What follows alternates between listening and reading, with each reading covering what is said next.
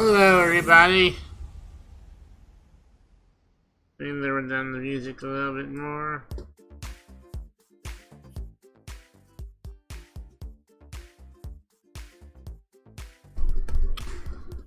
I don't know who's here. So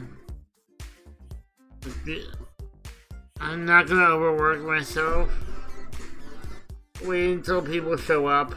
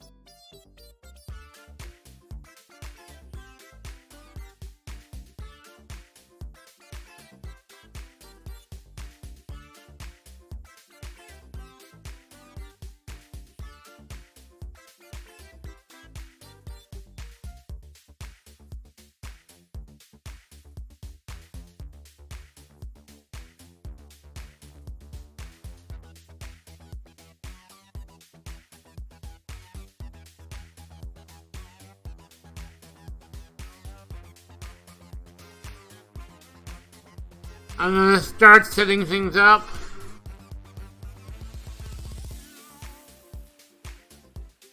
And then I'll go into explanations once people arrive.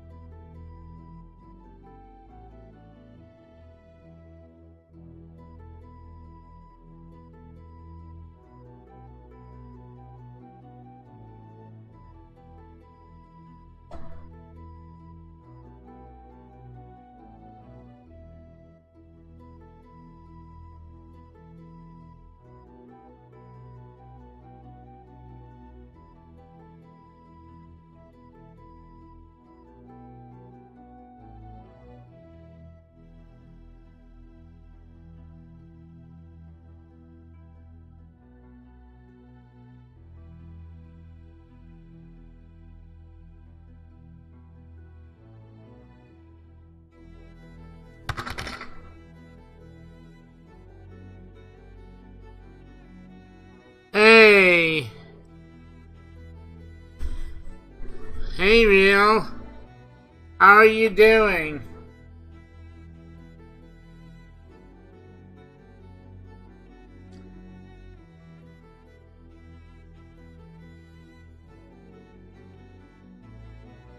So I guess I'll start explaining what's going on here.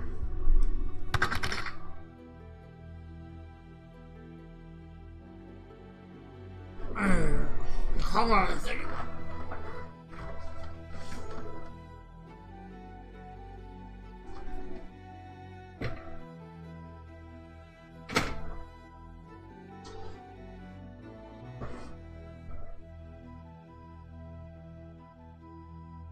So,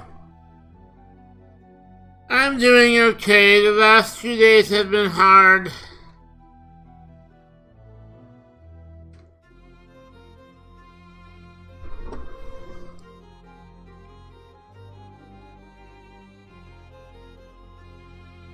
But anyway, so let me turn down the music. Turn off the music for now.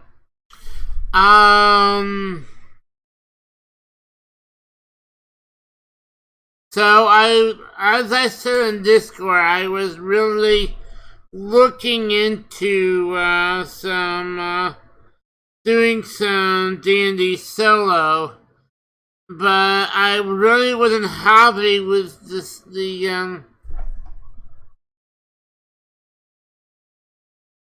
solo adventures because they ended up being choose your own adventure, which is not really D&D. D&D is much more than that, and like they're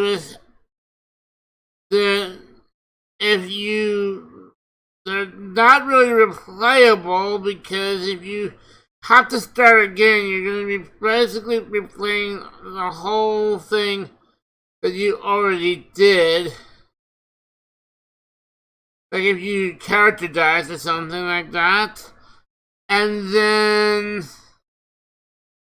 you have to sit through parts of the story which, the first time you read it, it's interesting, it's fun, whatever, but after a while, that because you feel like you have no influence over those parts of the story, and like you can't interact with the characters or anything like that. There's no interaction. You're not able to interact with anything that the solo adventure does not give you accessibility to interact with.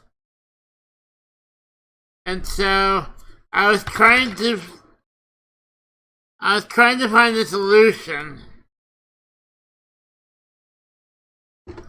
What I saw was really complicated.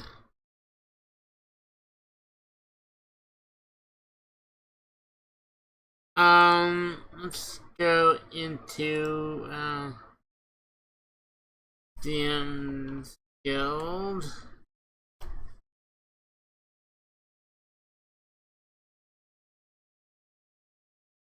Solo.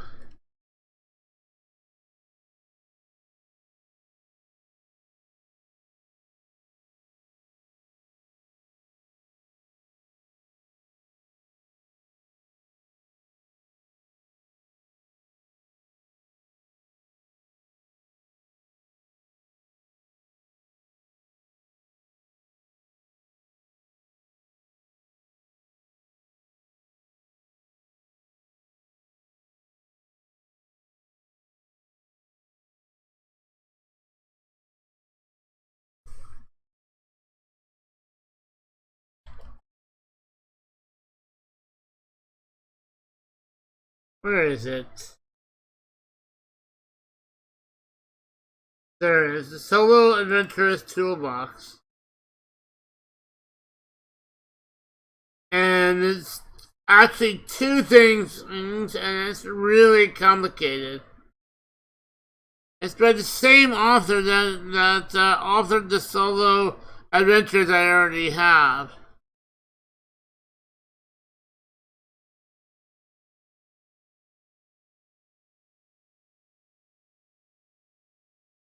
So I decided not to do that.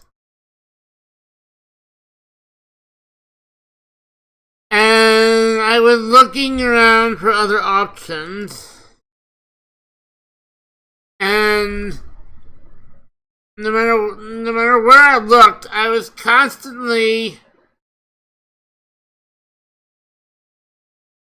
seeing references to this thing called Ironsworn, which is not D&D. It's a different RPG system. But eventually, I decided to look into it. This is Ironsworn.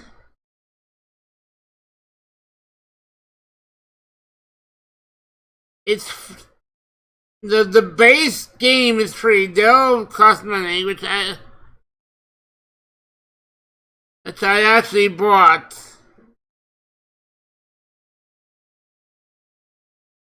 But the base is free.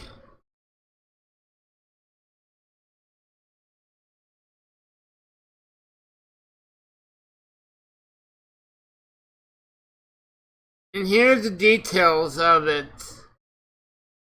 You are Ironsworn. You are a hero sworn to undertake perilous quests in the dark fantasy setting of the Ironlands.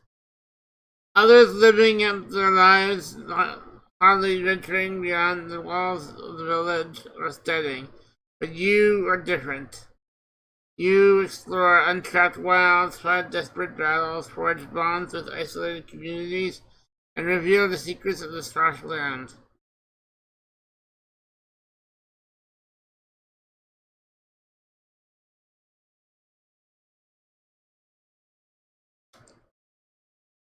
And so it's a bit complicated, but it looks like it's easier to run than solo D&D.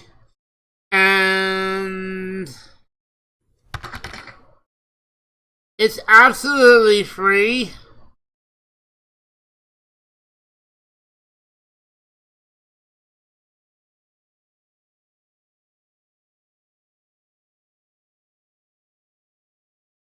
It's absolutely free.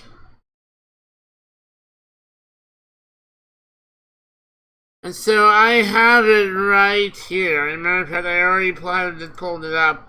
Both the in the expansion. So this is the PDF. And I decided to start reading through it. And oh my goodness, I realized that I can, even though this is not D&D, as a player and a DM, as someone who wants to play D&D and is not good at improv, and as a DM that wants to get better at improv, this is so great, and it has such a great. It has such a great, it has a system. One of my favorite things about it is its world building. Now, it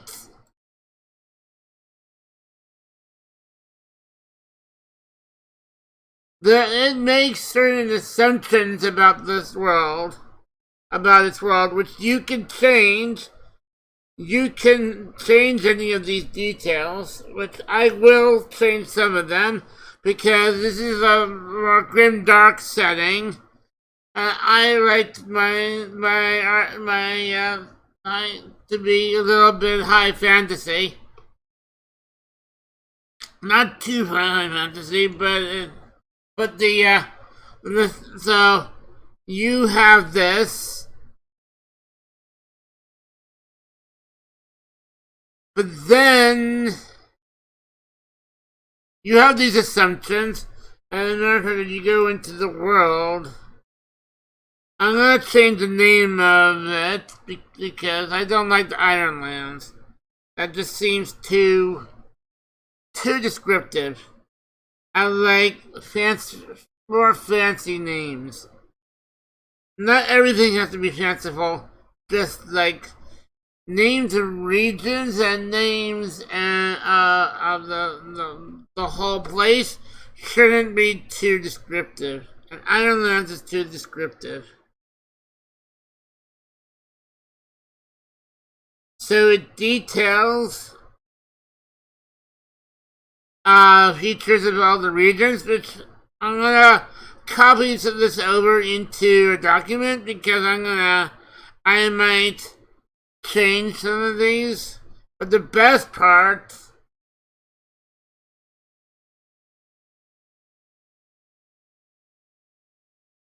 is this. And it's deciding, like, you are making decisions about the setting. And this is world building. And as a matter of fact, they encourage you to come up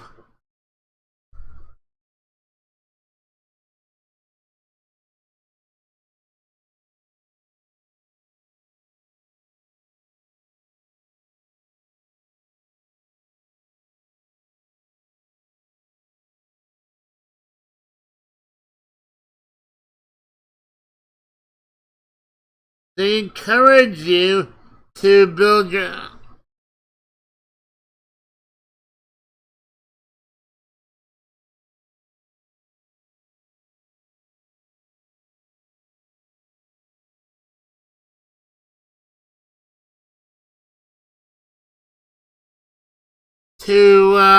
to come up with your own ideas, which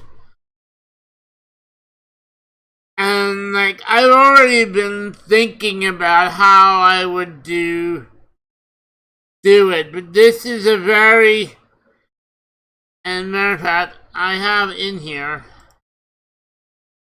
another PDF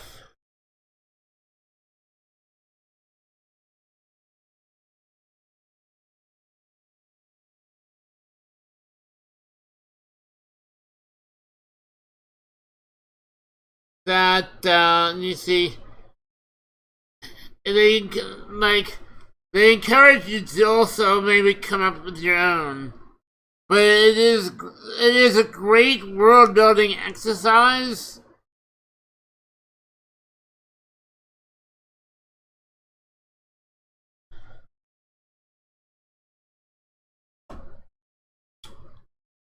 Hold on a second.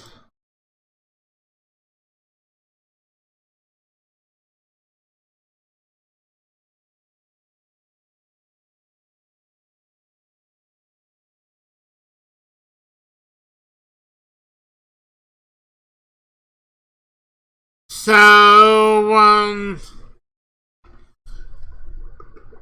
I love how I love to do that, but I actually want to make changes to the setting, and I want to make more details to the world. But I already have ideas going through my head. On top of that,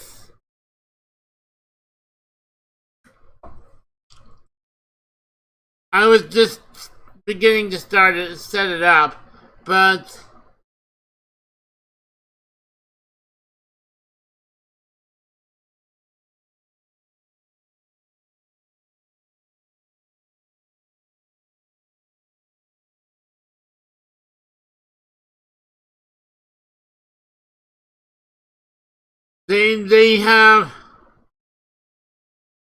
they have a complete character sheet in roll 20.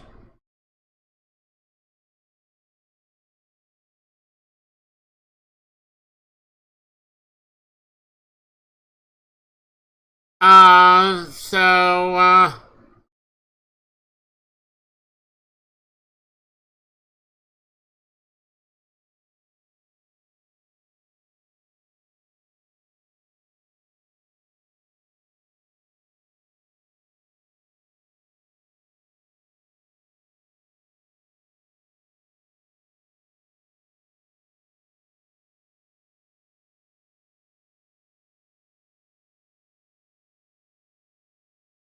I don't know if I'm gonna be able to change it. I'm just gonna call it.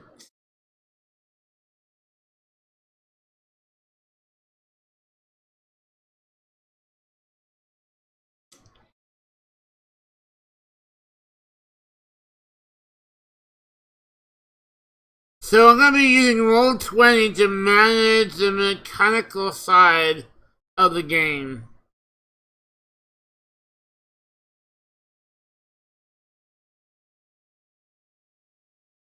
Tim Outguard.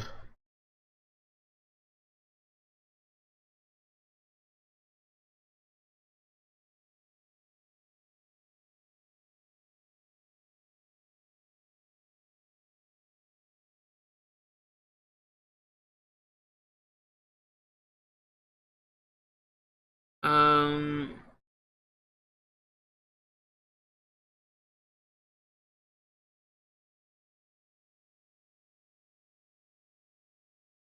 I haven't used Roll20 in a long time. And I'm gonna actually upload some assets to Roll20.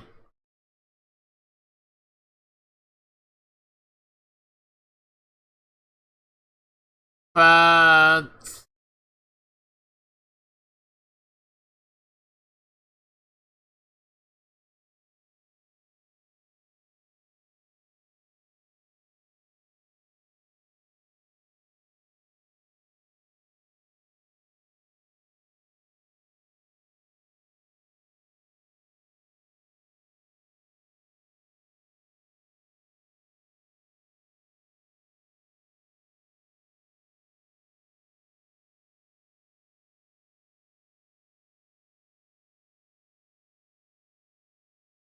I forgot where to find the.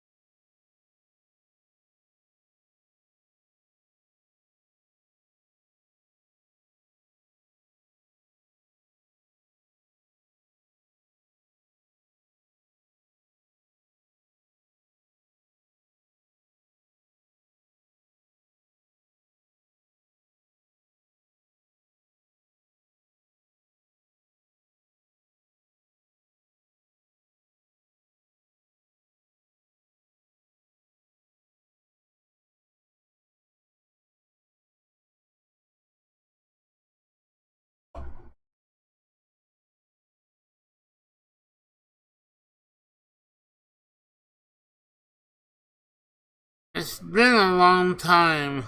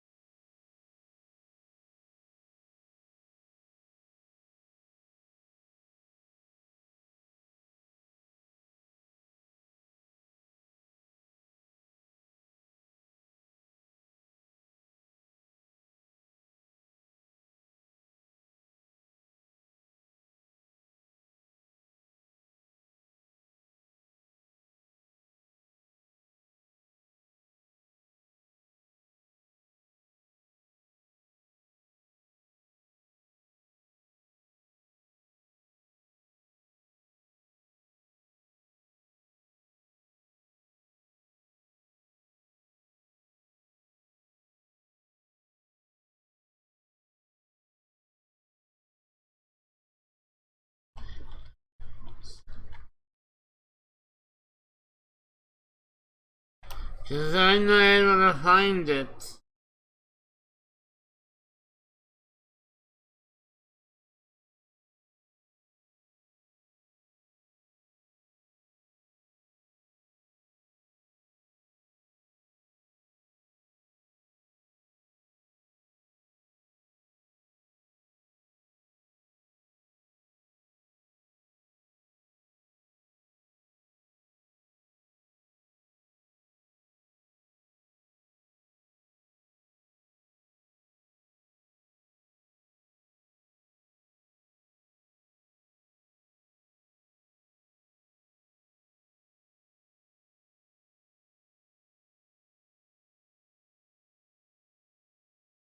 Okay.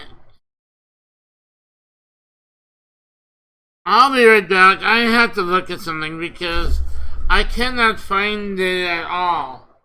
So,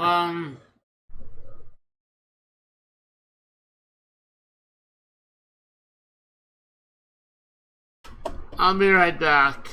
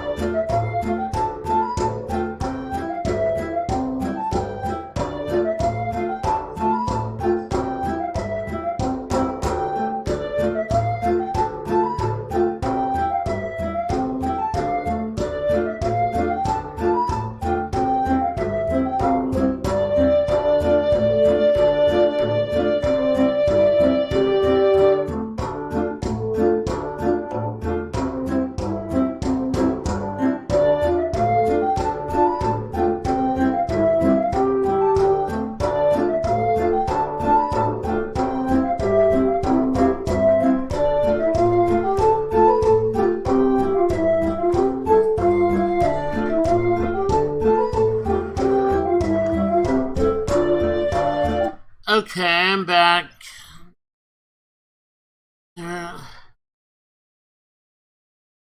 Should be. There we go. There we go. I'm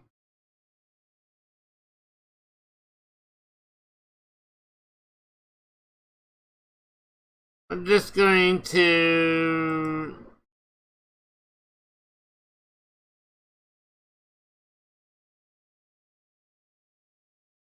Here we go. We're gonna go for this type.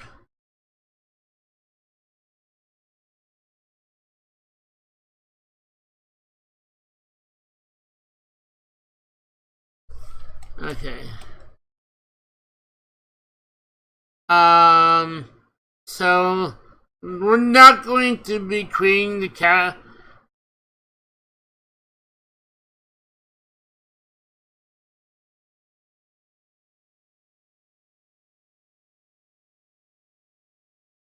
Um.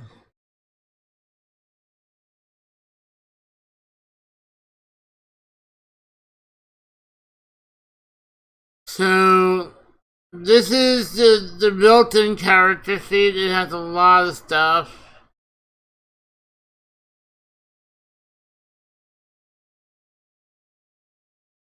Everything that I need to run the game. It has.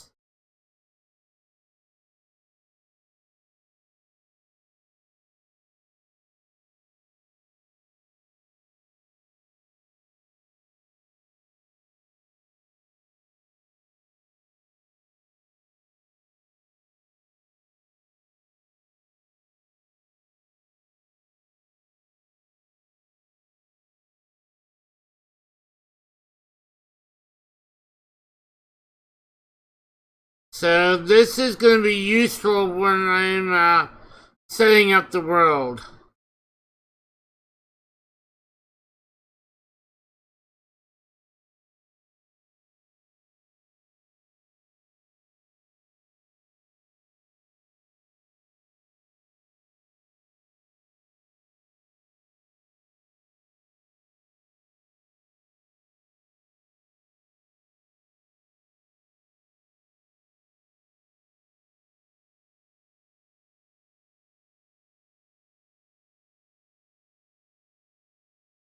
So for when I want to create settlements,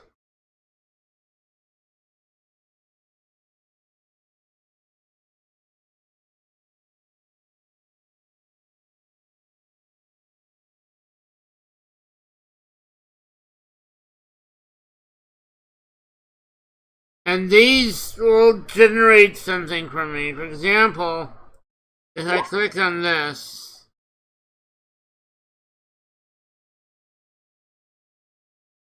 I go to that, and it generated two numbers and says Great Falls. So this is called the Oracle, and this is a lot of the system works off of this.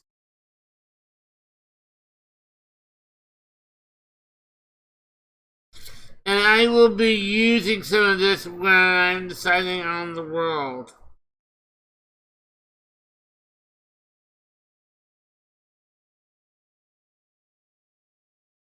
So it can be useful for like generating things that is needed for the story. Generating locations in the world, places in the world, generating characters and names. So it's pretty good.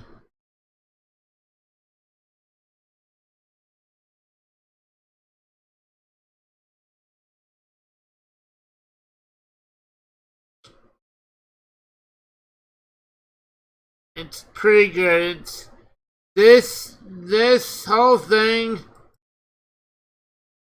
is pretty comprehensive.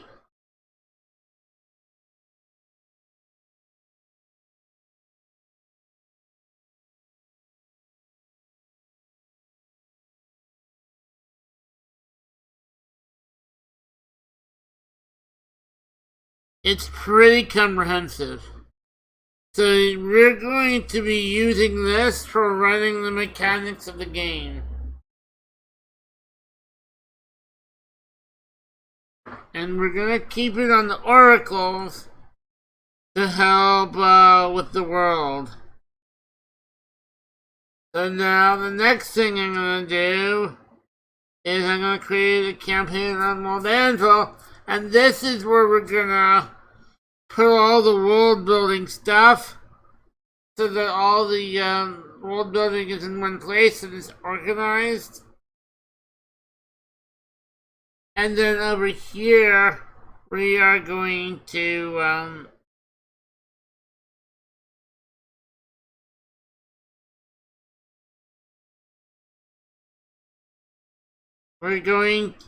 I'm gonna keep story and other stuff, and as well as drafts for stuff to put onto OpenWorldAddict. So that's how I'm gonna do all this. Now I'm gonna create a new file.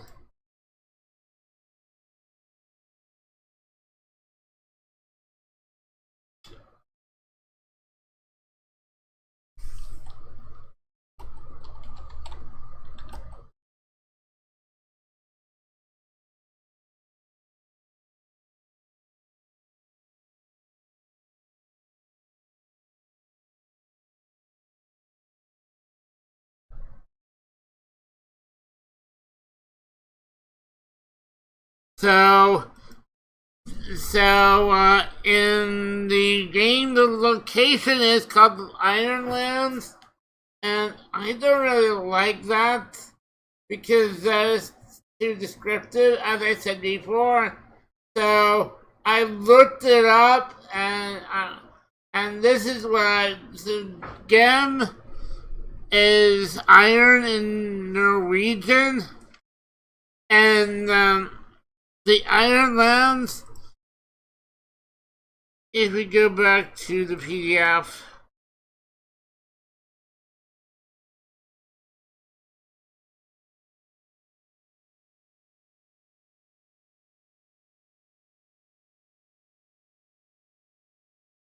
this is the Ironlands. Why is it zoomed out again? I'm zoomed out close. There we go.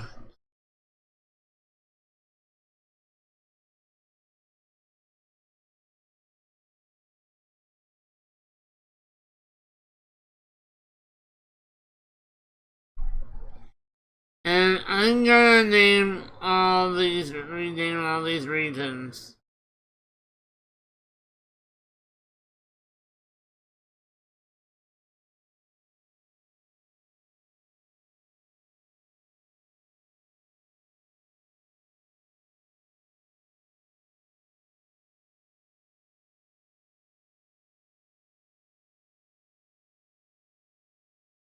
And we will go through all the details and see what I feel needs to be changed. But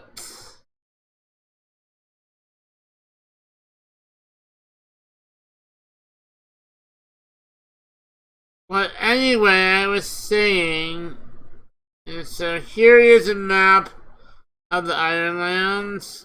This is a topographical map.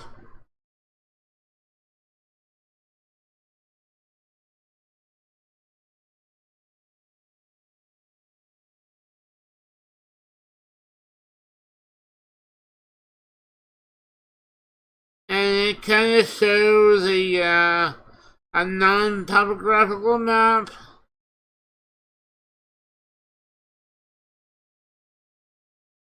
It's like a grayscale map.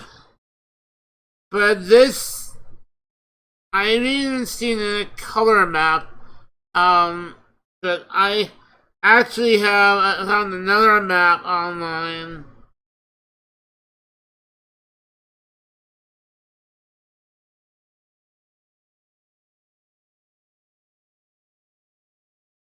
So I'm gonna load into World Anvil. And this,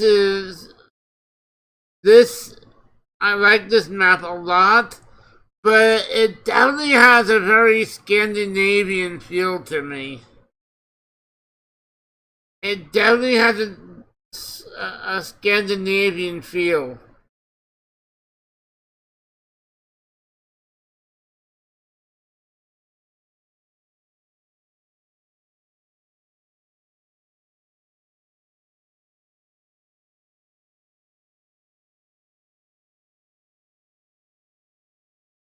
So because of that,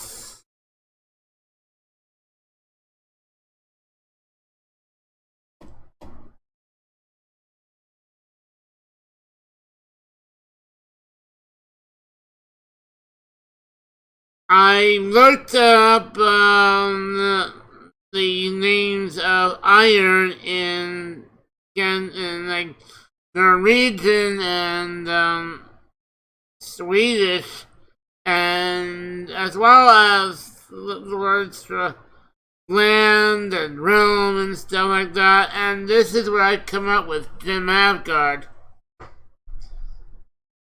which is the realm of iron.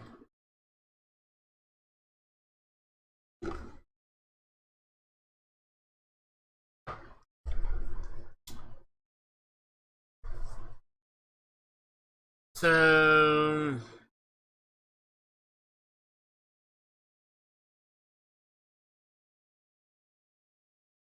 we're going to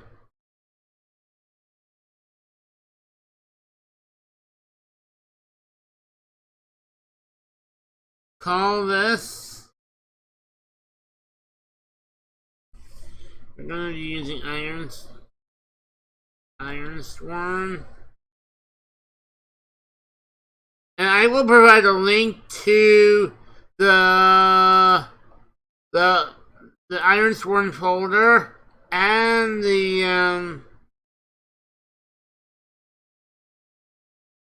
World Anvil thing on somewhere on Discord so that you can follow what I'm doing and stuff like that.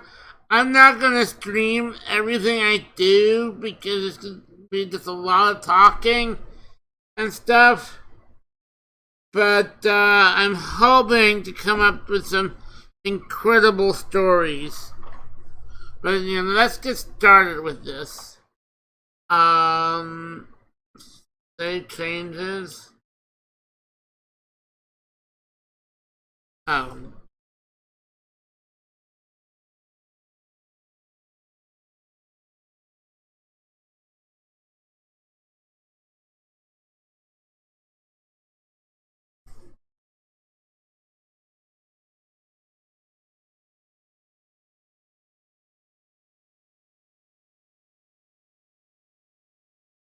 I said Ironsworn.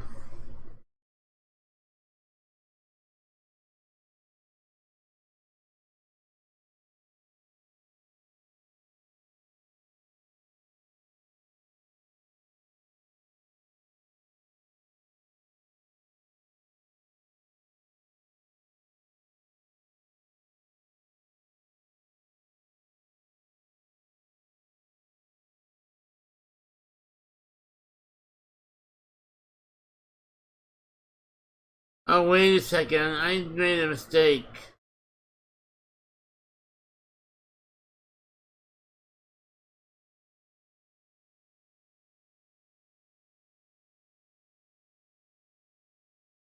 Yeah, this is not what I wanted to do.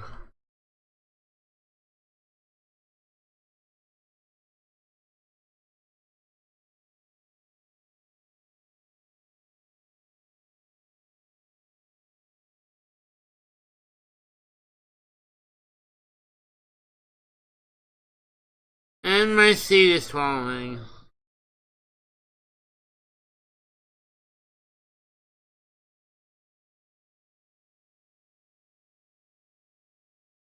I might want to do something else.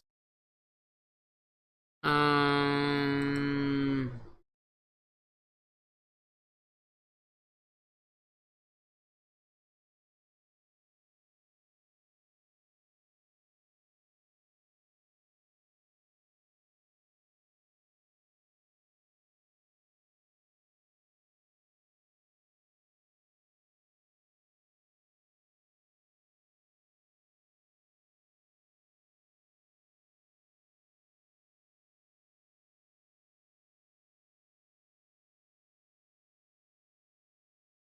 Come on, where is...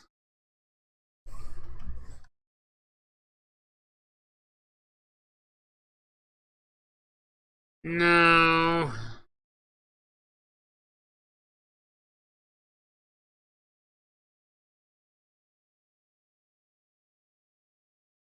There it is.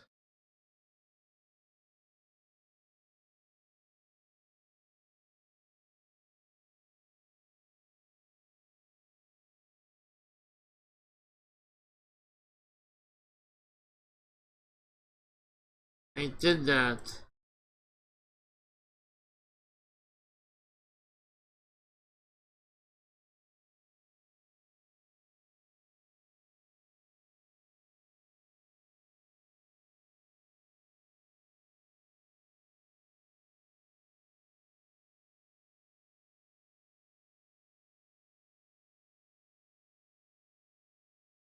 Well, that was a mistake.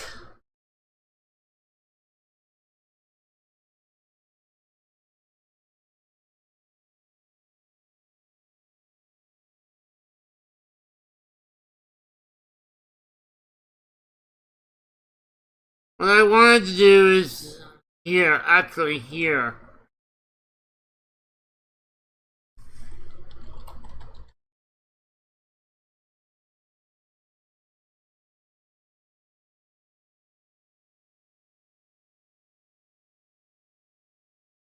There we go.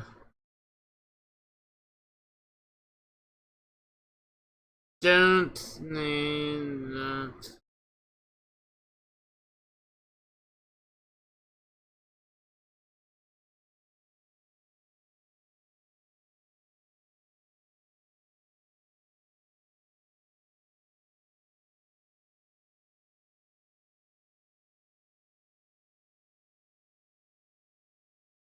Okay. And this is where I'm gonna try to keep track of everything. I'm first gonna put all the stuff into documents in Google Drive, but I'm gonna try to keep all the information about the world in here. And in here is where I'm gonna want to upload my map. So let's find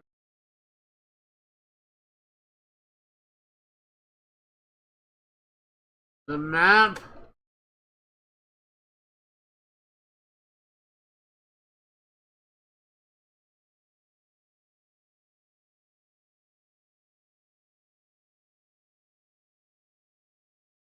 How do I change the file size? This is the map I want to use. Well, that's dumb.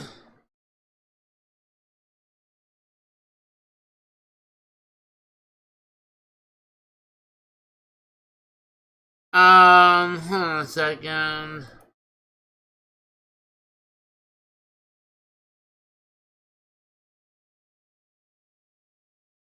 I need a map that I can load into the World Anvil to keep track of everything.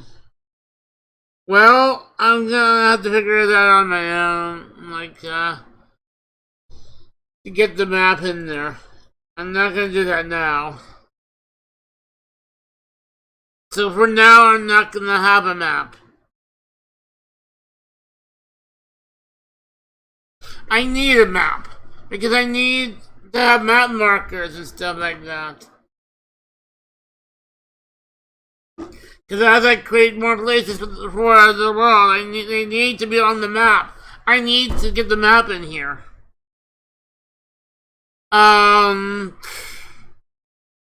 Man. I can't go on without getting the map in there, so.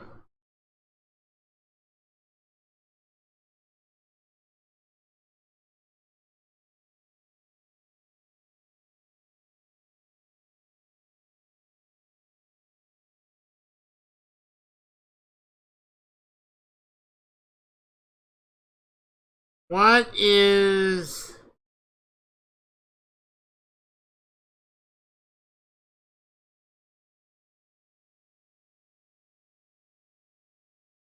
the maximum file size is 1 megabytes for images and 2.6 megabytes for maps.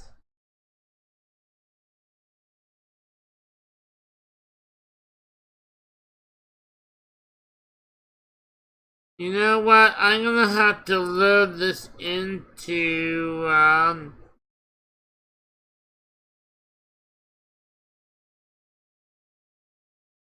try to...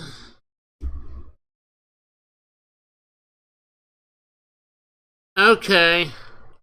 I'm gonna have to try to load this in.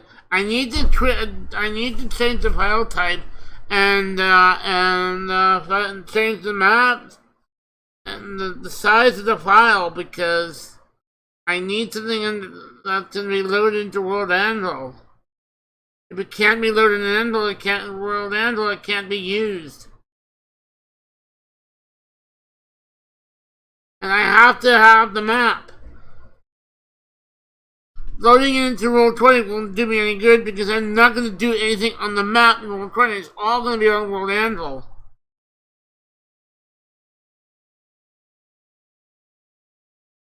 Because I can't share this stuff on Roll20. I can only share the stuff on World Anvil. It has to be in a place that can be shared.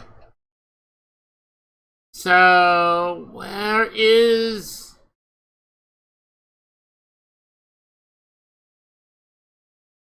Huh?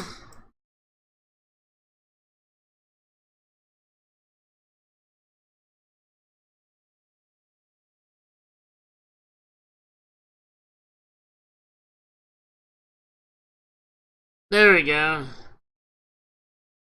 See if I can change the file type.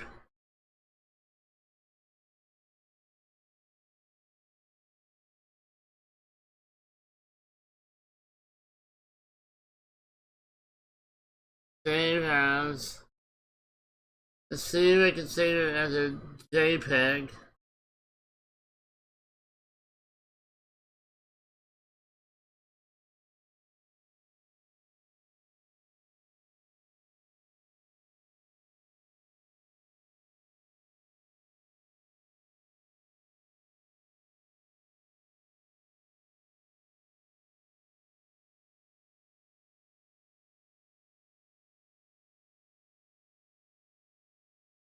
Preview file size 2.0, that's 2.4.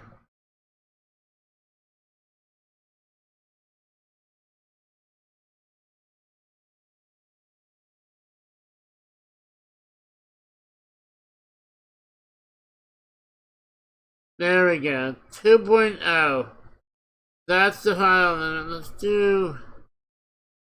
Let's do a little bit under 1.8, 2.0, so it'll be accepted.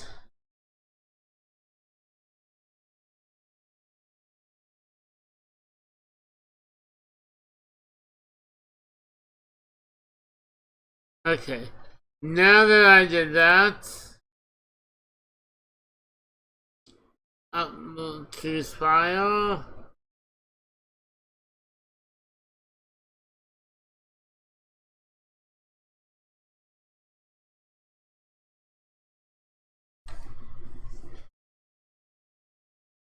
Gem of God.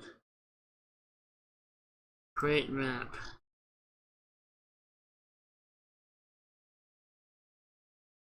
There we go. So now, I wish I can cover that up, but this is where we're going to put links to our articles. So that as we start putting things in there,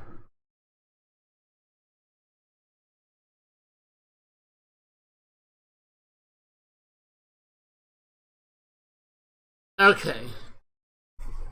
Now with that done,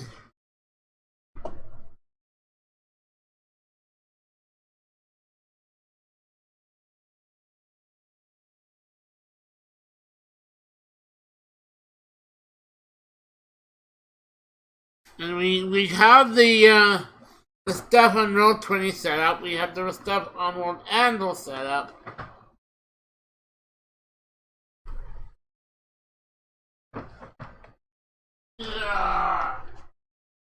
He's just driving me insane.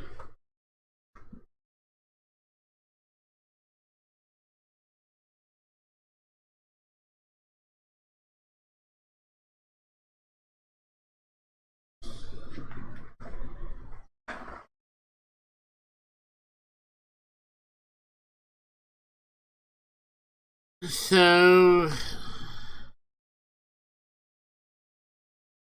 setting assumption. So,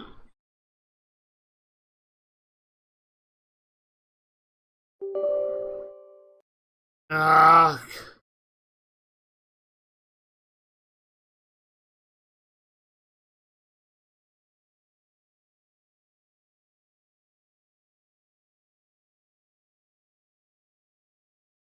Maybe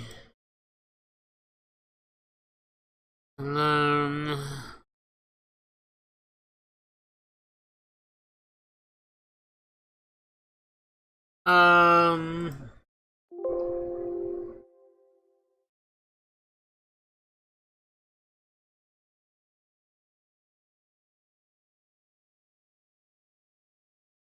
Okay.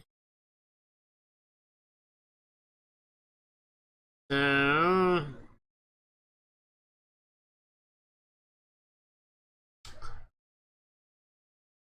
we are going to go to the setting assumption, which is under basics.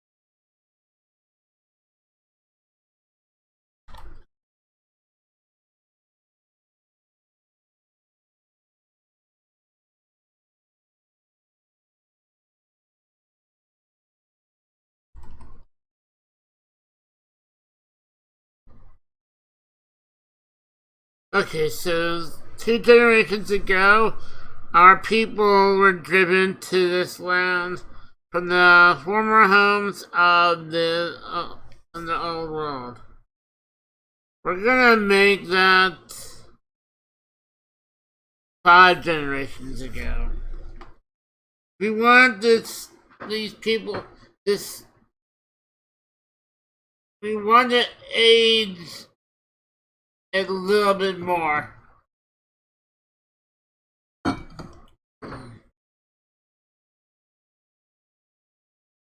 Well, I'll change. I'll show you why. I'll change that later.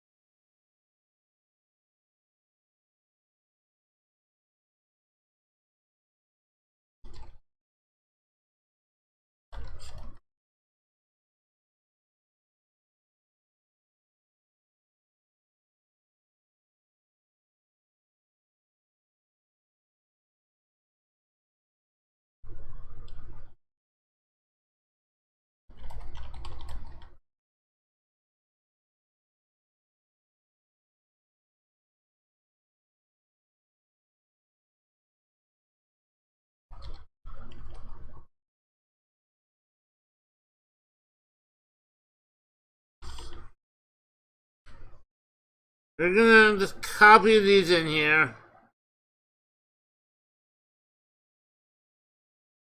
And then change it up to fit what I want. So we'll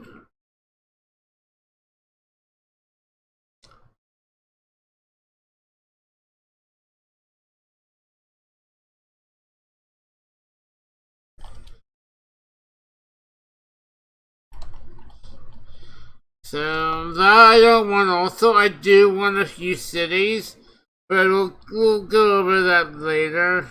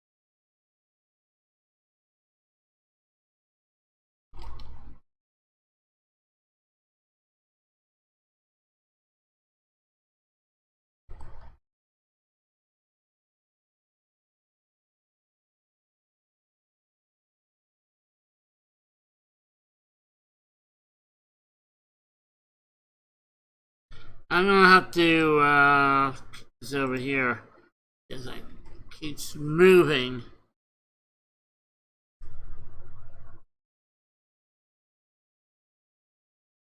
Areas, this land, unexplored. This is what it says in the booklet in the PDF. I'm gonna change it, but I do want it all written down before I begin to change it. Which I can copy and paste it from the PDF, but I can't.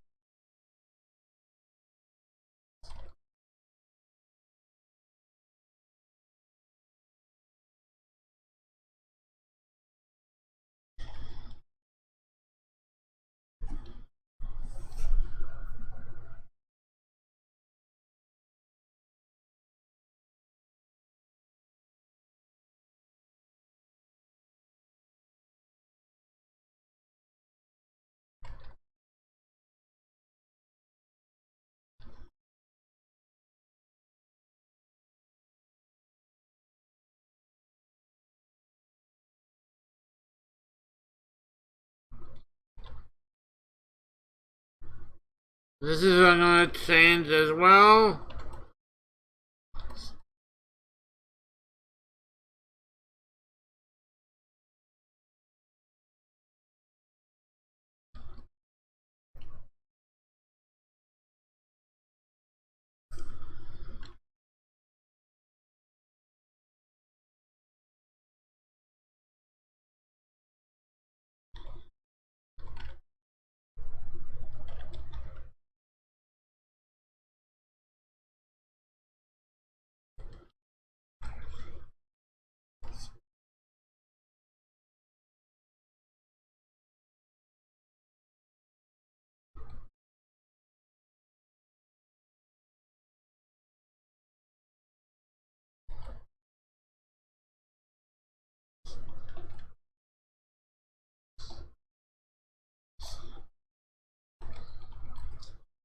I'm going to change this as well.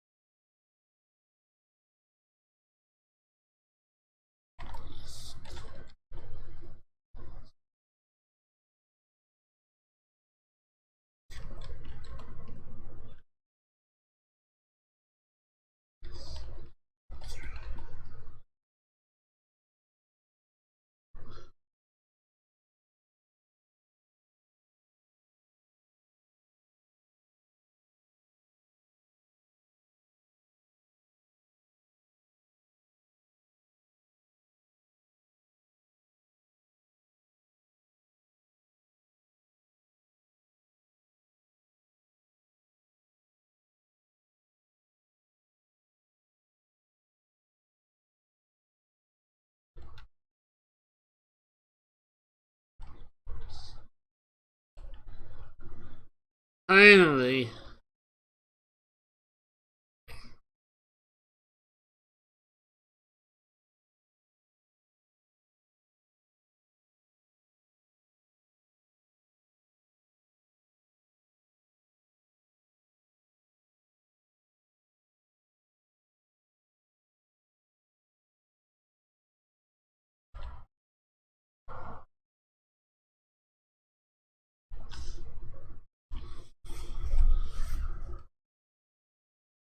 Okay, so those are all the assumptions. I'm gonna change these. So that comes from all this. There's more to be done. That has to do with the truth about the world, but that will change. So. This the the basic concept is that is a rugged peninsula of isolated communities and track wilds frontier of the known world.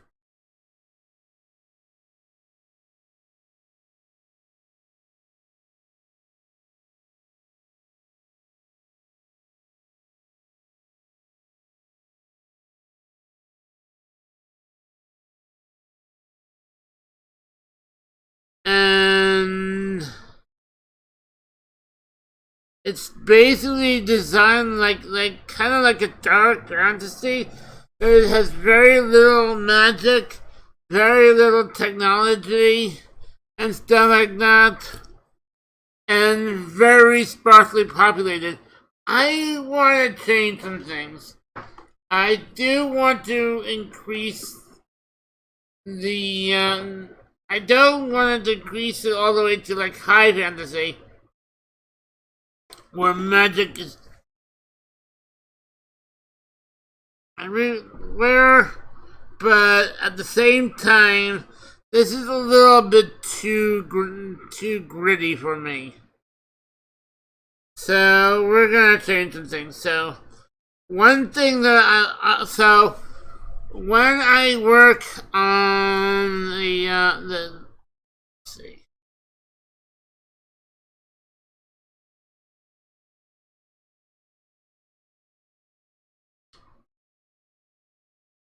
When I work on the truth, I am going to want to, for a lot of these truths, gonna want some, put in some extra world building details that include locations, individuals, current or in the past, but more importantly is factions. I would like there to be factions in this land, and with the way it's described, you're not going to have many factions.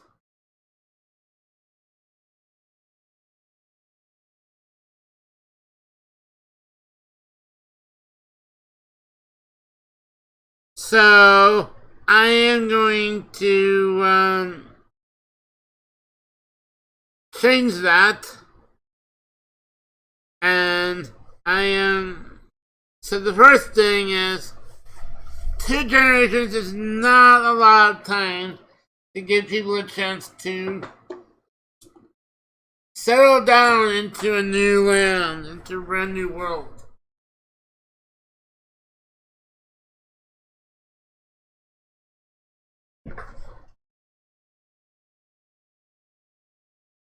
So that's why I'm going to take it from 2 to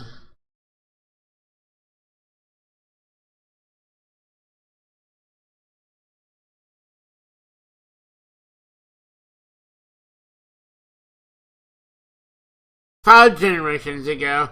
That means that enough time has passed. So the rest of that statement is okay. Weather here is harsh. Winters is brutal. Those 2 are okay. The rugged terrain means I don't like that.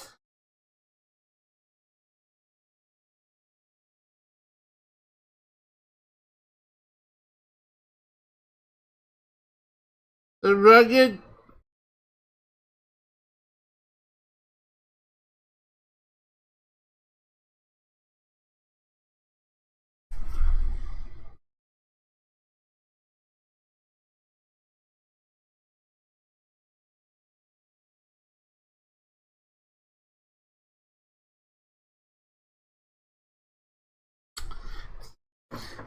and I want to think about that because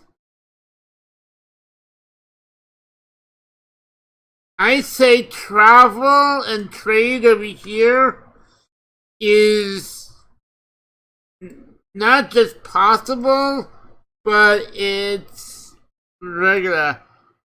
It's like, but in other areas, it is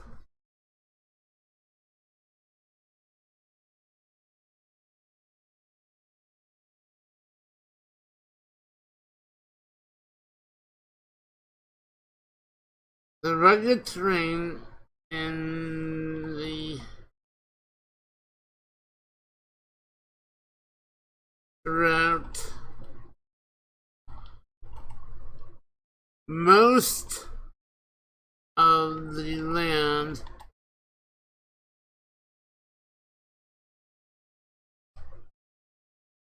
makes travel, trade difficult and dangerous, except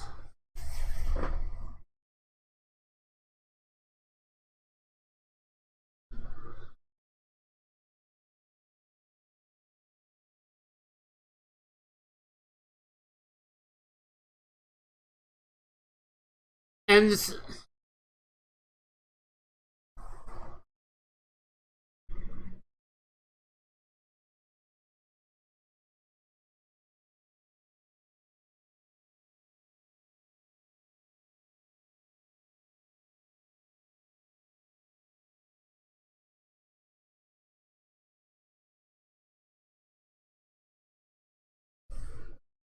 in verdant areas such as the havens, except in a few lush and verdant areas such as the haven.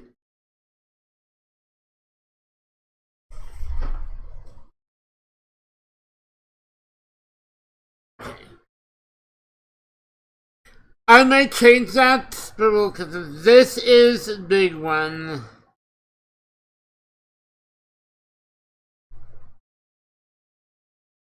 I'm gonna have to change the. There are no thriving cities. I'm going to.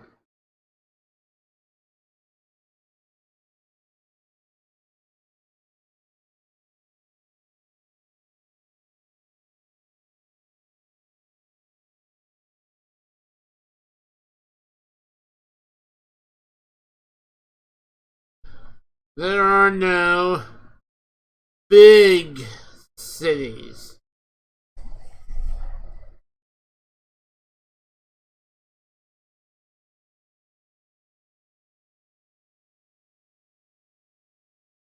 And the cities that exist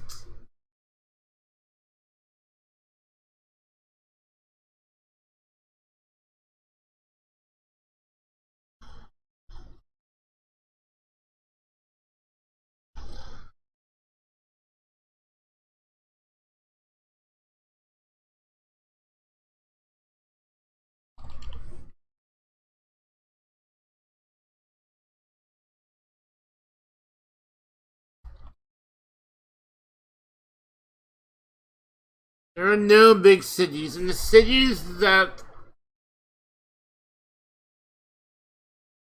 exist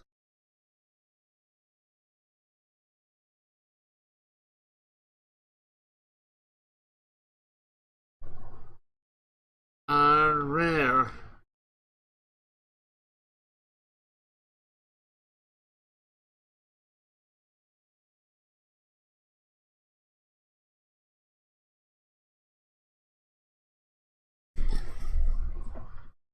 Only being found in locations where trade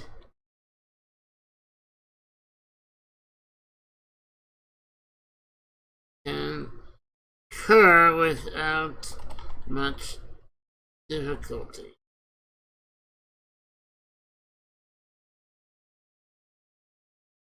However,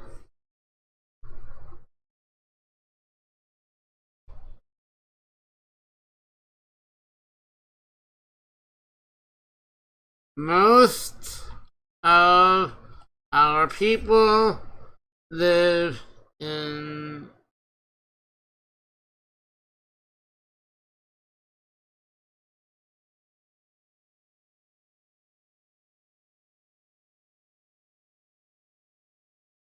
in small towns, villages, settings.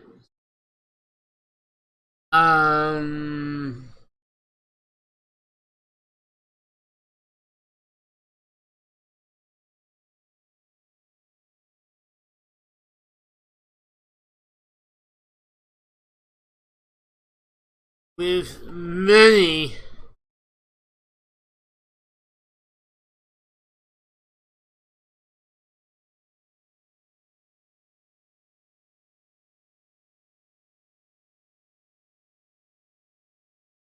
with many being isolated. Okay.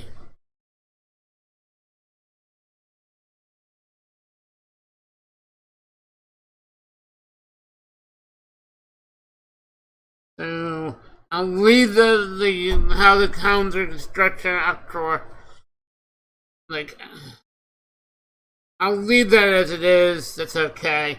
Many areas of the land are explored.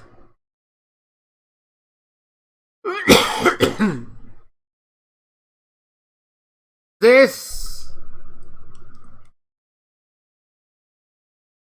I don't know. I'm gonna say instead of many, several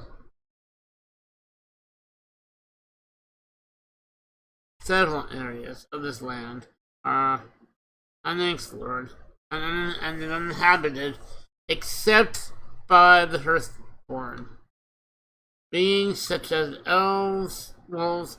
So I am going to let me with that in mind, I wanna go when as it talks about different races that exist in the land.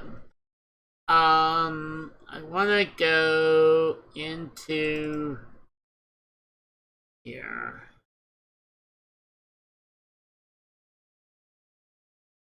I actually just realized that I have to unpack these files.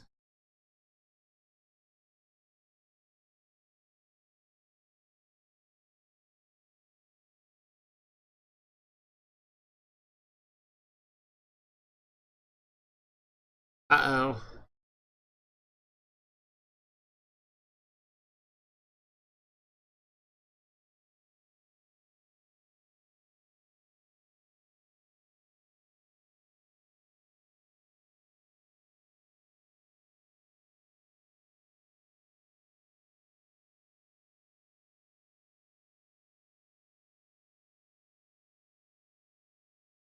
I am going to unpack these into their own folder within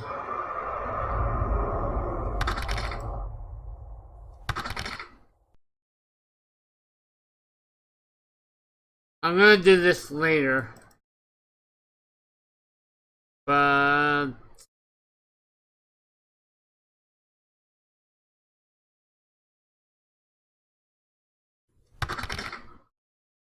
hey, Jeremy. So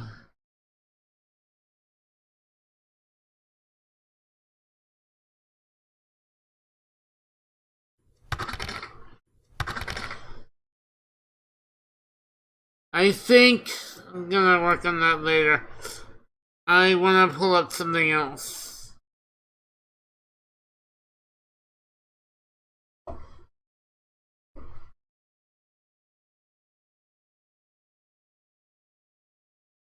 How are you?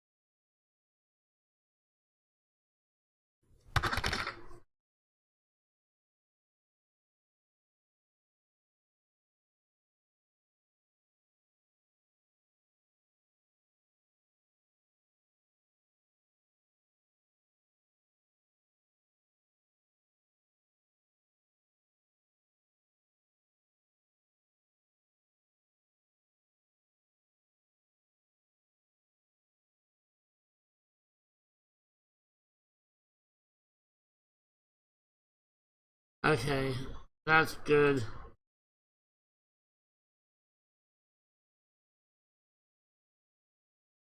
So, I actually acquired this as well.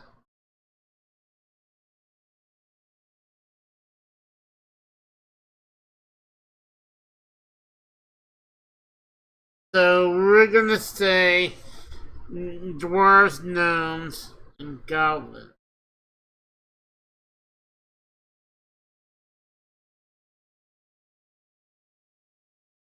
Keep it simple. Let's see. Load up my things so I can see chat again. I am, I'm doing okay. So, elves, dwarves, gnomes,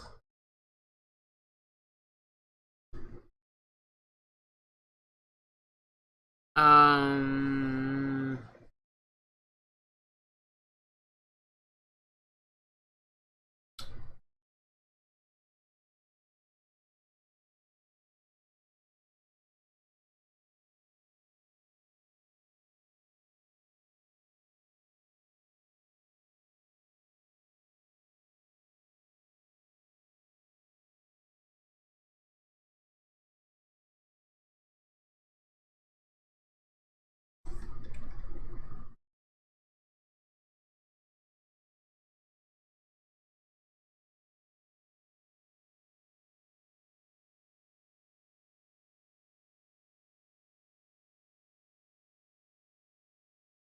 um,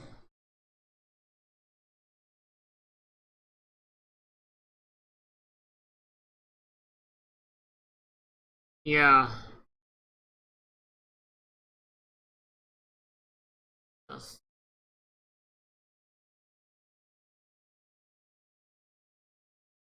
Okay. So,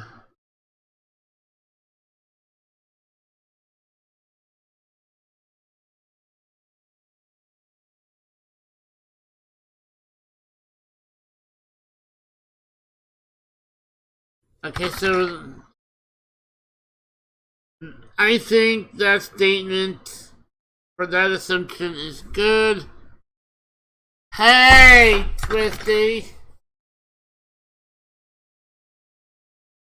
You missed the first few hours of the stream. The first hour or so. I need to take a break.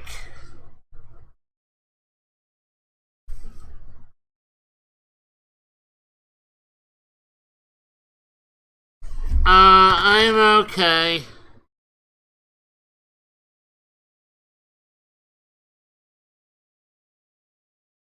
But anyway, I need to take a break.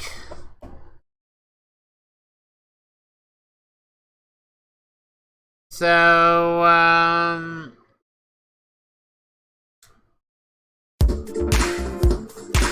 be right back.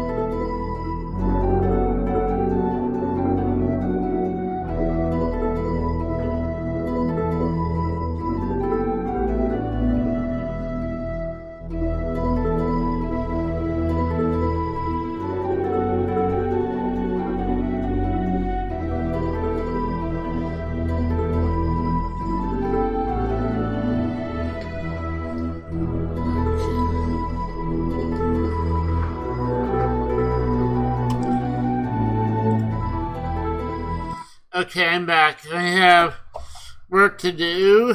Okay. So,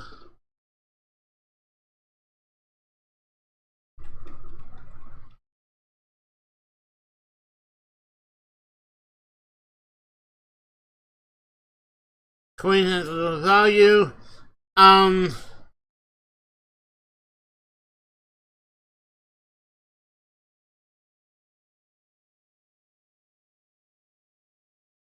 I'm gonna say that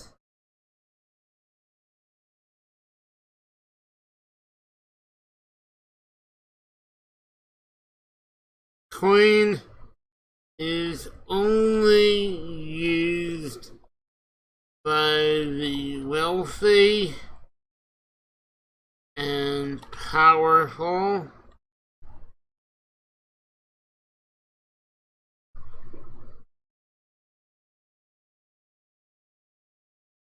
And that's all I'll say. It's only used by the wealthy and powerful.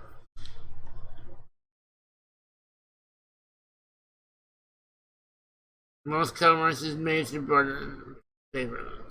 I might change that, but I said instead of just being little use, it could be used to it's used mostly for influence, basically.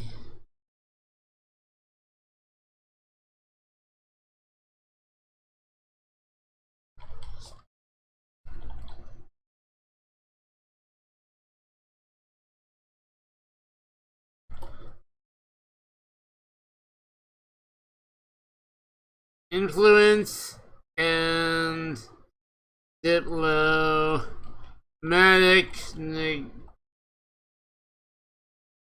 negotiation.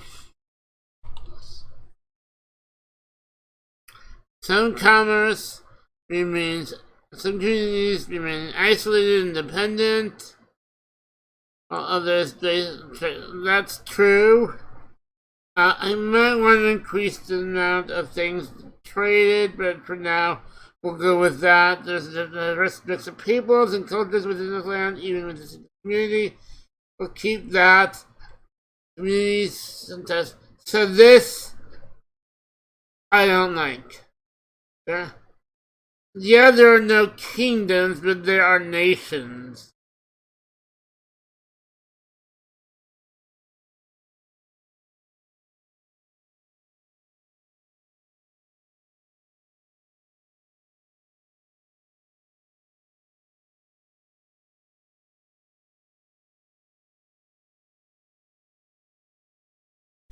Only a few nations rule this land.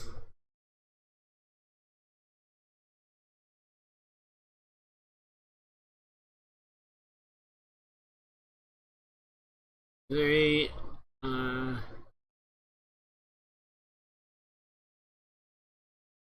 these nations are led through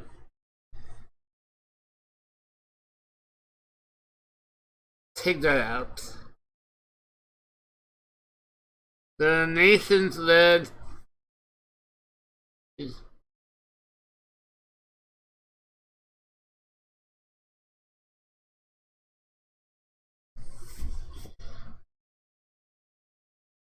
um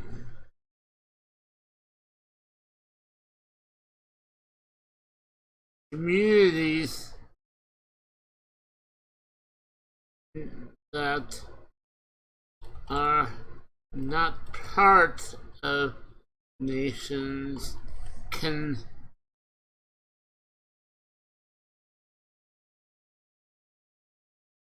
band together under a powerful leader.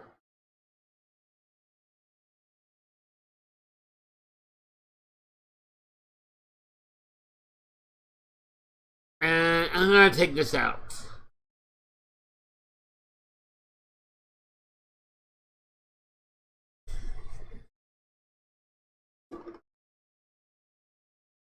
Actually, no.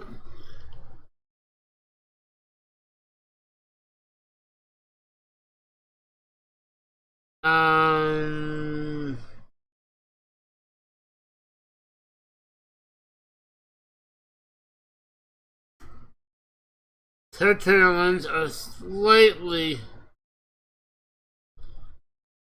drawn, but not enforced. There's no like border guards or anything like that. Because I want there to be a few different cultures in the land.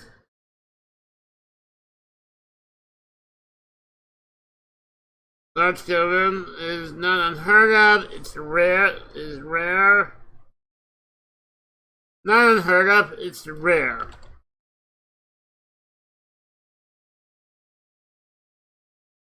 I am gonna remove this because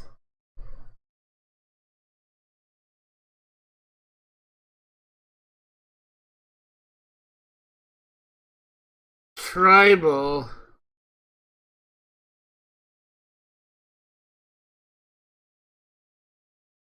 a few tribal communities. This is entirely in reading. Okay.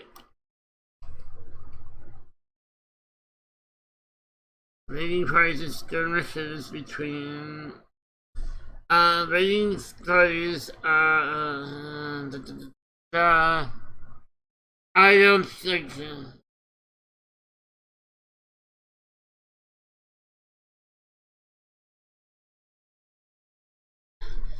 and raiding parties and the potential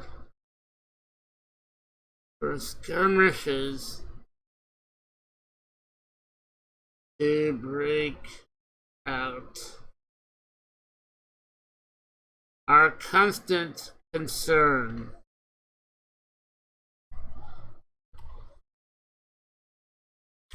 Okay.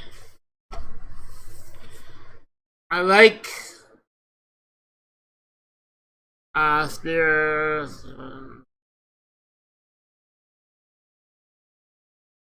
weapons, that's okay.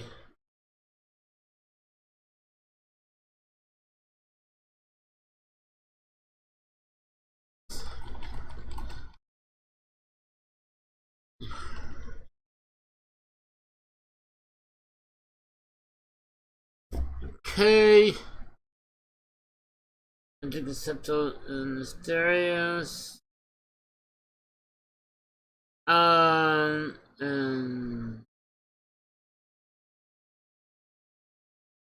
6 seek to ward the darkness through the practice of magic. However,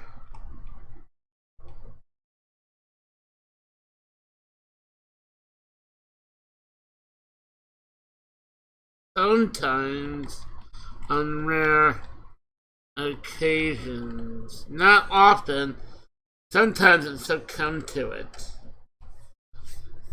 So that would make it dangerous. I don't want it to be dangerous. We'll get more into magic later on. Okay.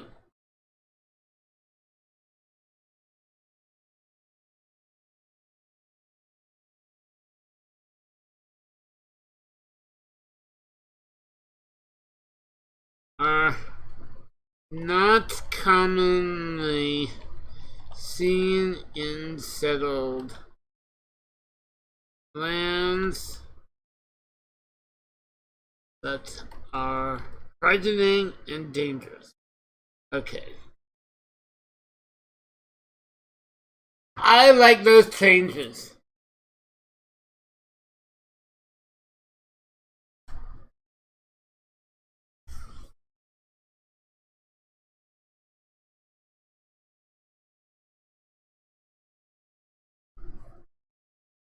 So now we're ready to, now that we made the changes to the actual world building, let's actually move this.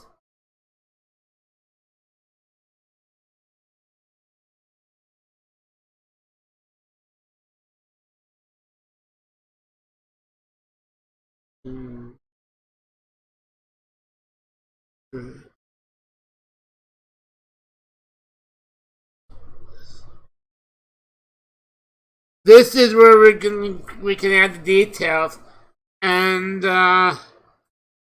so to do this part of the world building, I am gonna pull up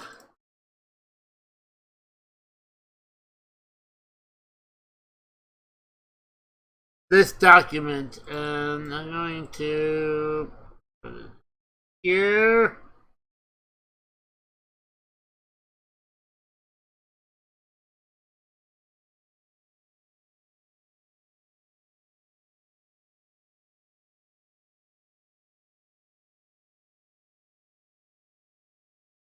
And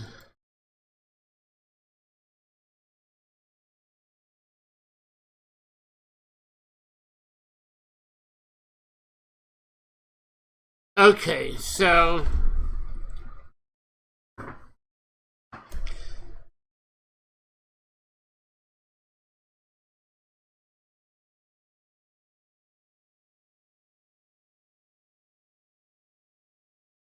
I'm actually gonna,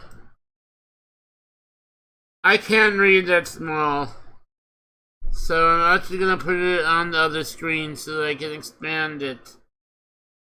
Or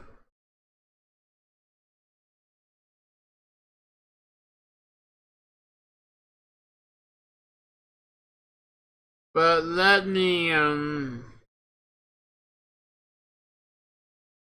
so now we're going on to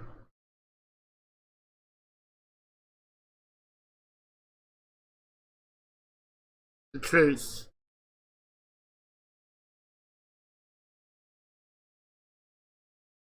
So for each category in the section, choose one of the three options and make it true for your version of the island. You can also make your own truth. Your choices set the background and tone for your campaign and may inspire vows, which we're not gonna really, we're gonna ignore, but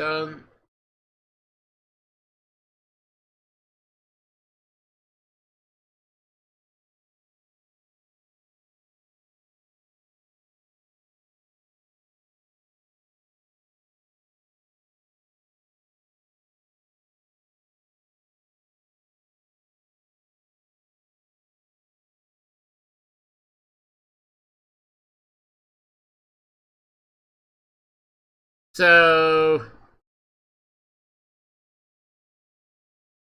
I am going to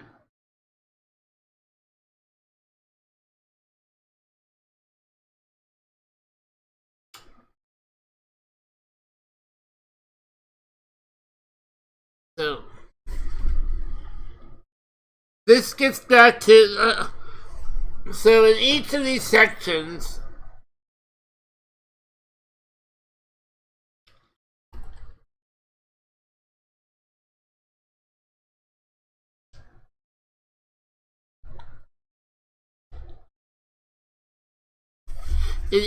these sections, I am going to want to make additional details. So this is about what happened to that old world.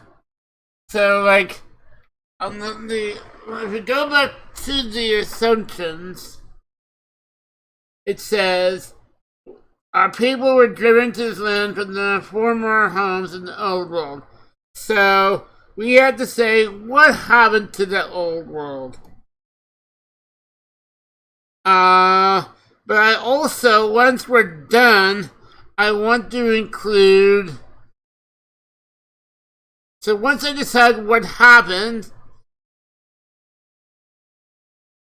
once I write that down, I also want to include a name of a person that was influential in getting our people across to this new land, and the location, the name of the location that they landed, where they first landed at.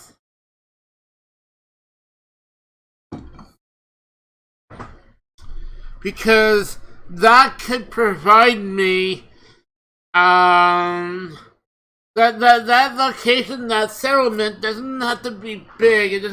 It can be a big city. It doesn't have to be a big city, but it like if my character eventually goes there, maybe there's a tomb or something like that of the old leaders, and it could all be wrapped up into the story, and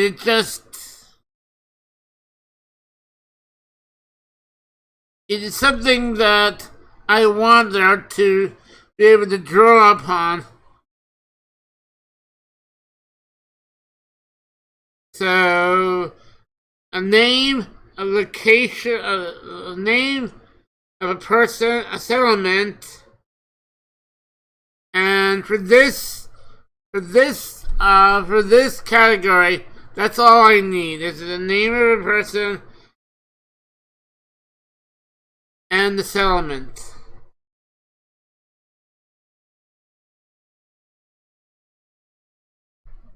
So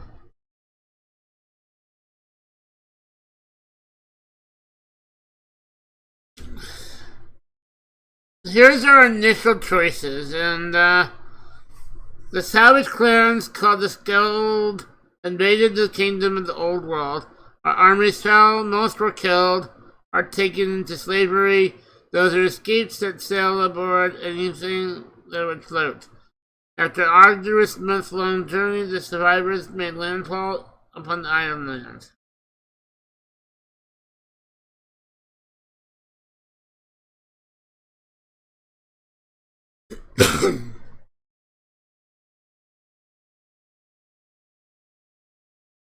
The next option, and the other thing is that in many of these categories, not all of these categories, but many of these categories, I would like to set up a mystery that might be that it's like kind of like its own story hook.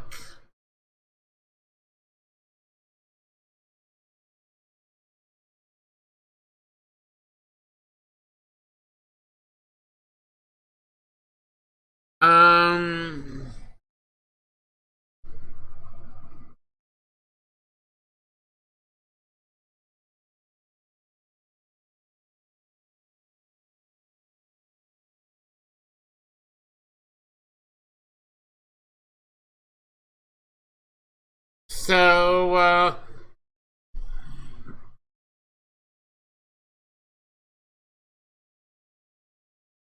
that is the first option, and that means like, so all this feels a post-apocalyptic, meaning that something bad had happened in the old world. Everyone fled, and now they're in this Ironland. So that's like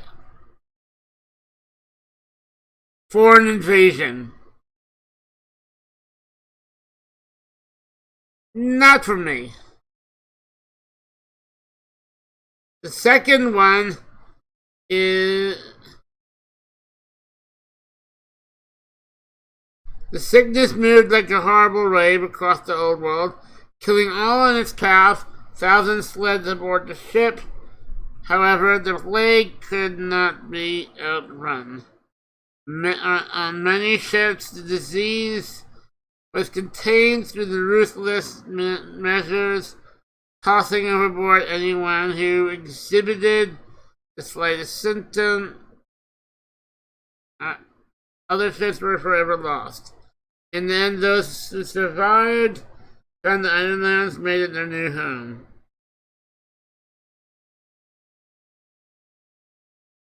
So that is disease, and I'm gonna hold on to that for a moment, because my idea is an inkling of that, but the old world can no longer sustain us. We were too large in number. We held the forest. Our crops withered in the barren ground. The cities and villages overflowed with desperate, hungry people. Petty kings battled for scraps. We cast our fate. Sea and found the islands. New world, a fresh start.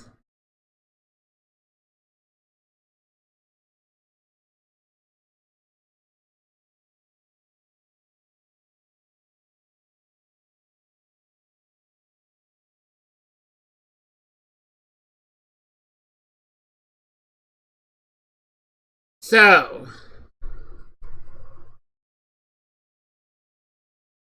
and that's just like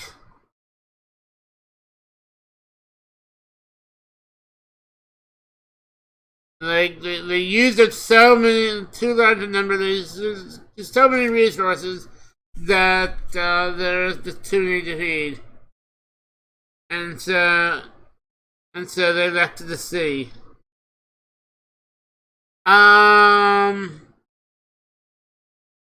So here is mine. And I've been thinking about this for quite a while now.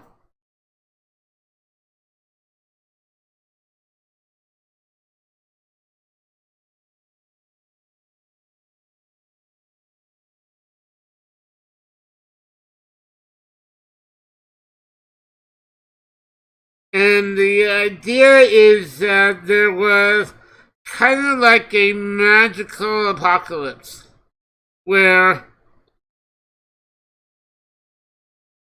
it was in the old world it was high fantasy where magic was everywhere, and the nations there got real powerful.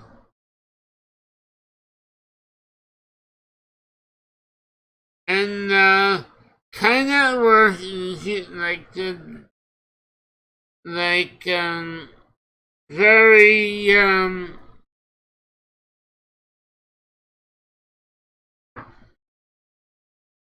I forgot what the name is. They were self-centered and not really thinking about the consequences of stuff, and then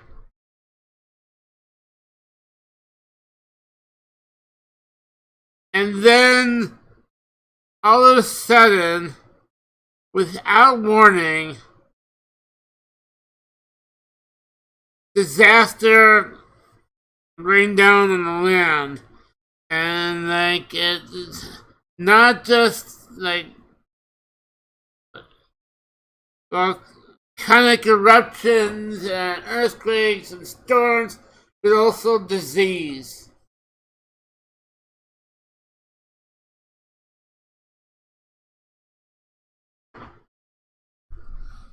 And people were just fleeing. Okay, so let me start writing this down.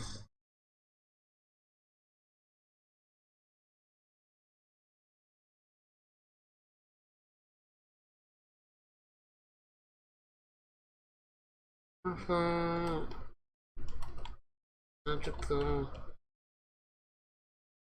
kingdom of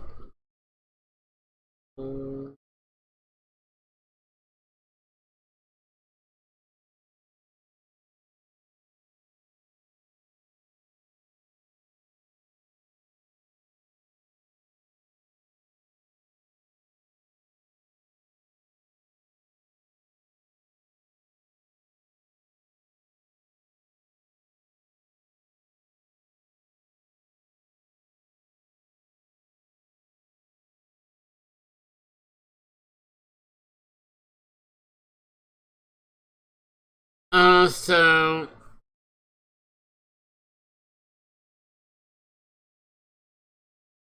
pride.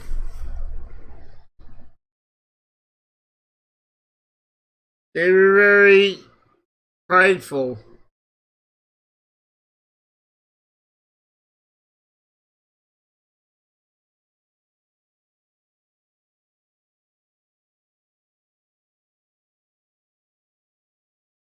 During the times of the kingdoms of the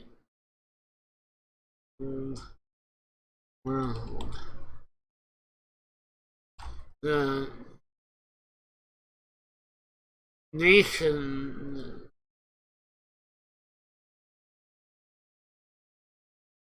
these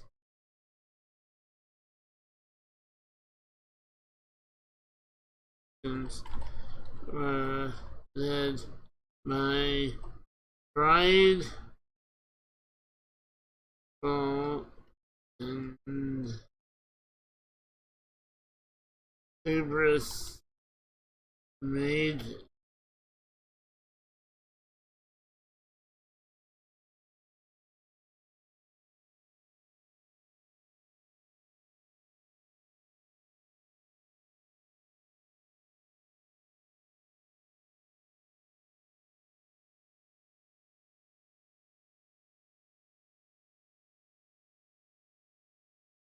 the times of the magical kingdoms of the old cycle and then like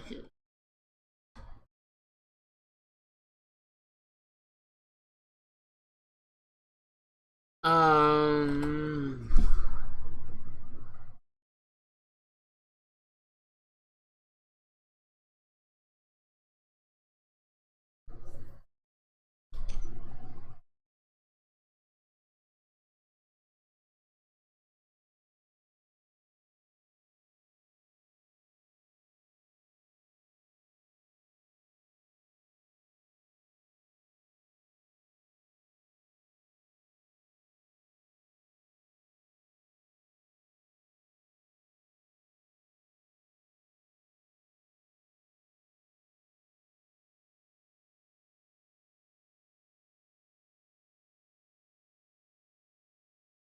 I'm gonna need to work on this.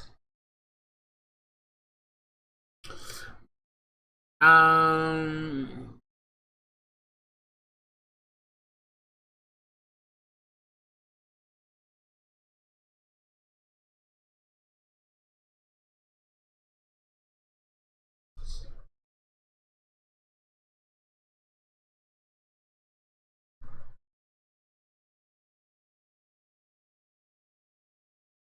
no one knows what brought,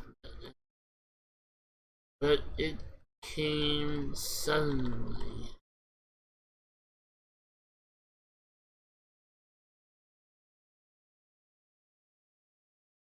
Terrible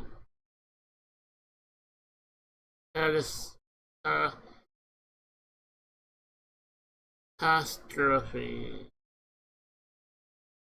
striking the land. Such as floods, powerful volcanic eruptions, powerful volcanic eruptions,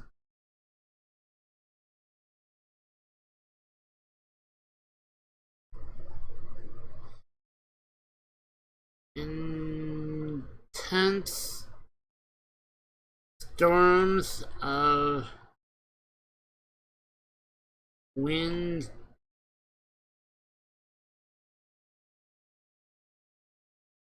electricity,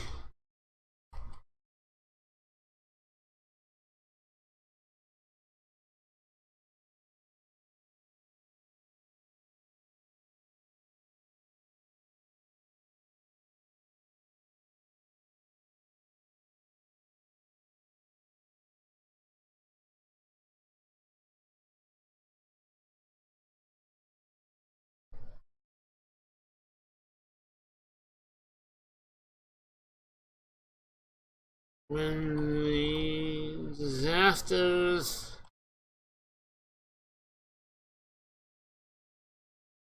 ended,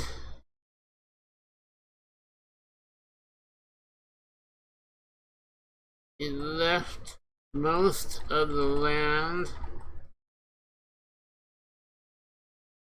as a magical waste.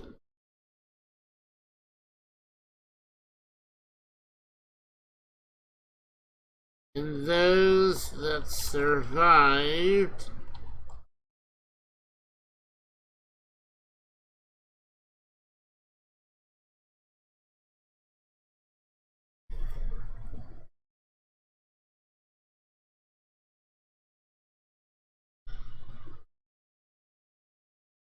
had to deal with famine and disease.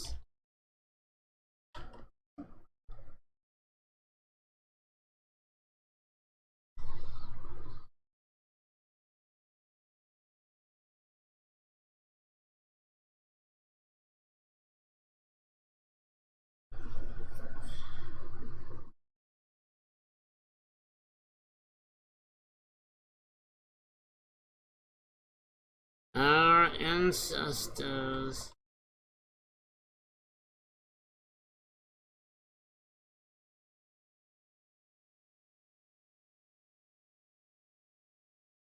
realizing that the land was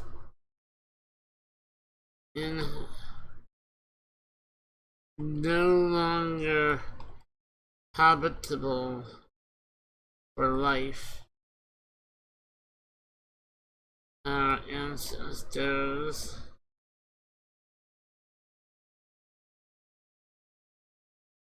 got into great ships built with whatever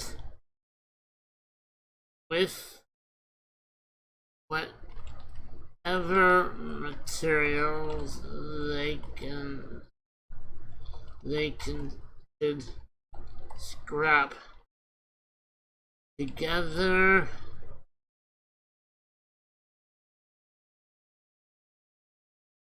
and fled the old.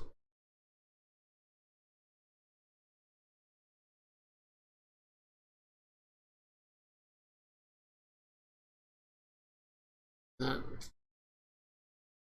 forsaken place. The journey across the sea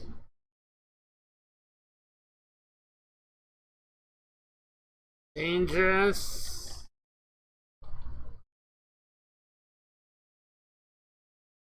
and many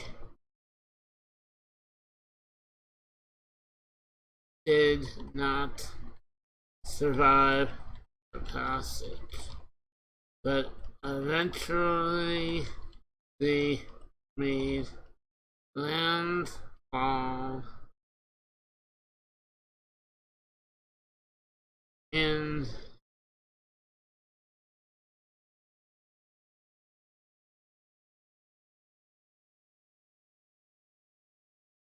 founding in these lands.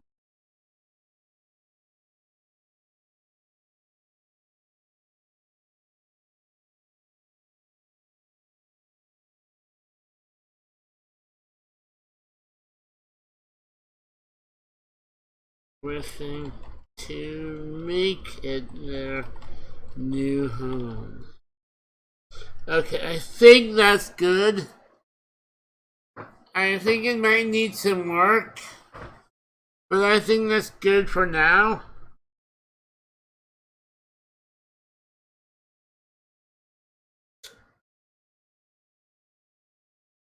Here's where the fun part comes.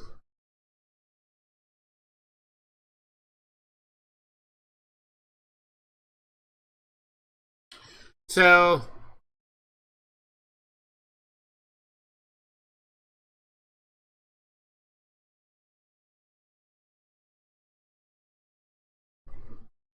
historic name of the leader of the Exodus. So this is where we're gonna come to roll 20. Because now we need to look up a name. So this is the name of a person that no longer is alive, because it was generations ago, but it is important to the history of the people. So we are going to Ironlander, and let's roll.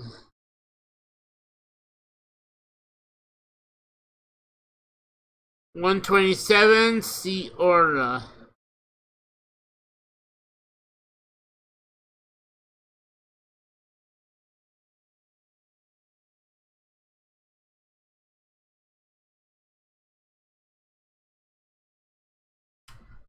That sounds female.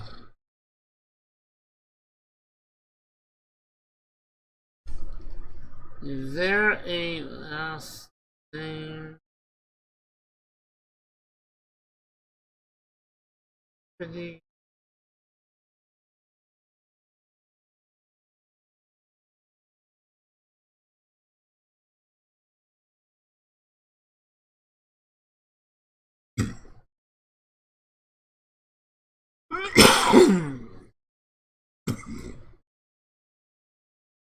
I'm sure that these names are gonna be eventually repeated.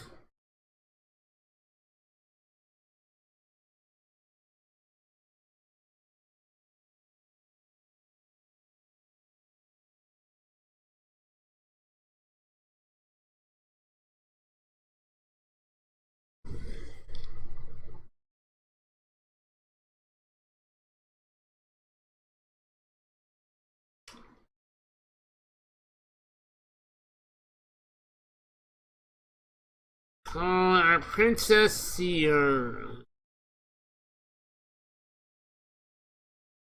That's the name we got, right?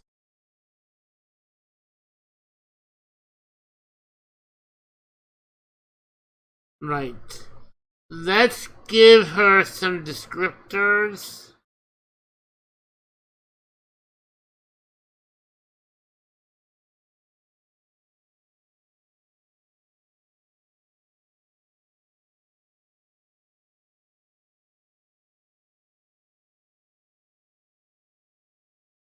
Again, I might change the title I gave her.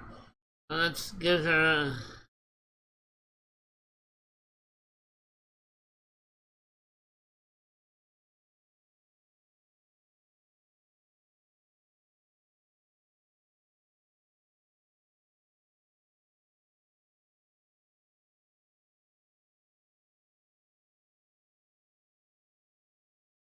what was Sierra known?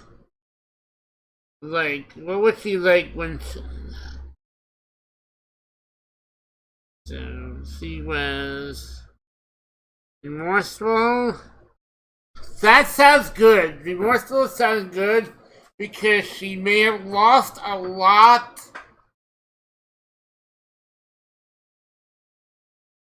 Lost a lot on her journey. Not only in the escape, but yeah.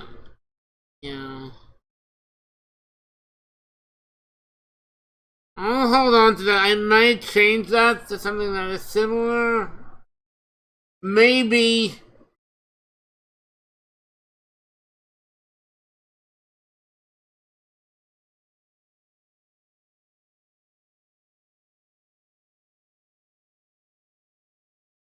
Um. 74. What's 74?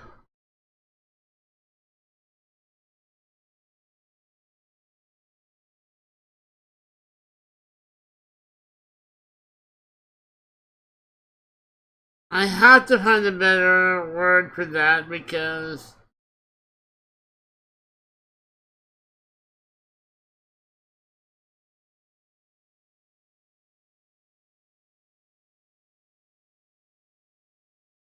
okay. Let's pick another one. Clever. She led a whole people across the sea. Yeah, I think she was clever. And the third. Yeah, okay. She was well liked. They thought it's not, but she was kind of sad.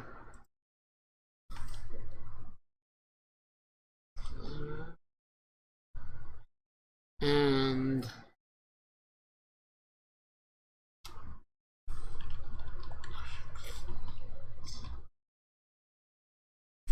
okay, I like that.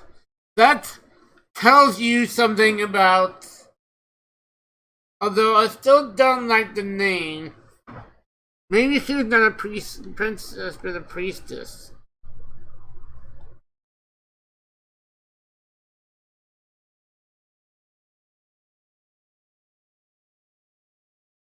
She was protecting the people.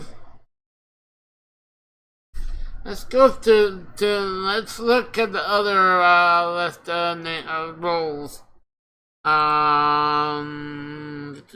Yeah. If I can find one, and the leader is like she's a leader, but Mystic. Um. Um.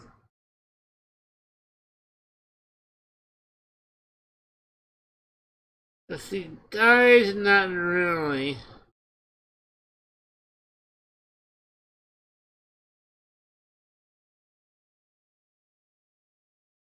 I think she was someone that she was someone that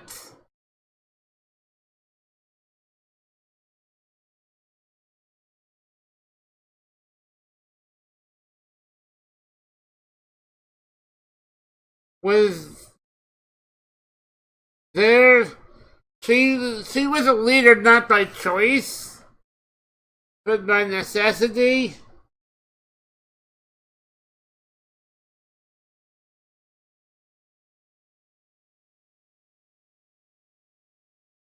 Oh, what's another synonym for guide?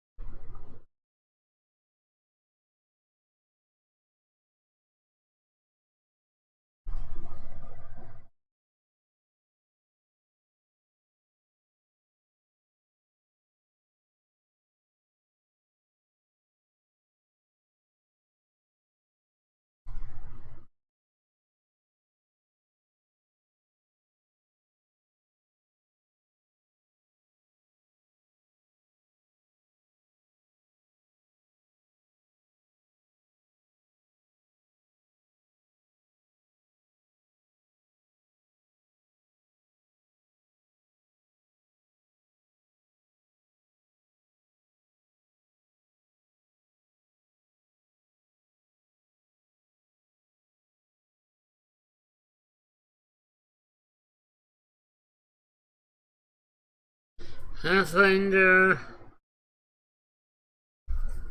Close.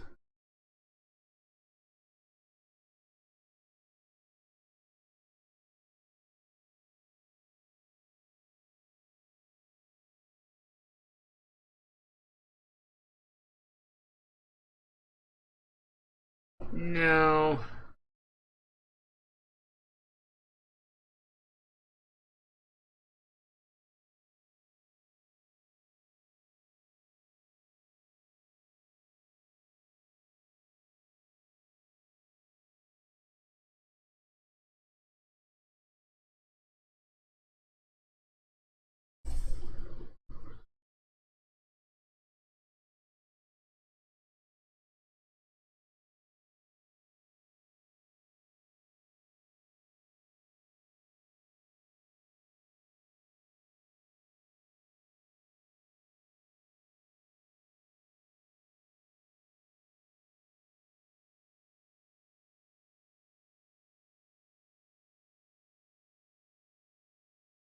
I'm gonna call her counselor.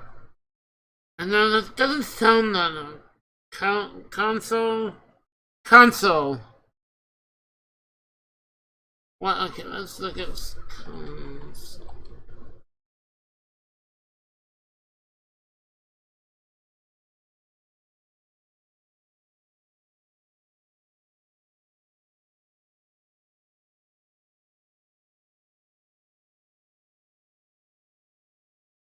No, that's not,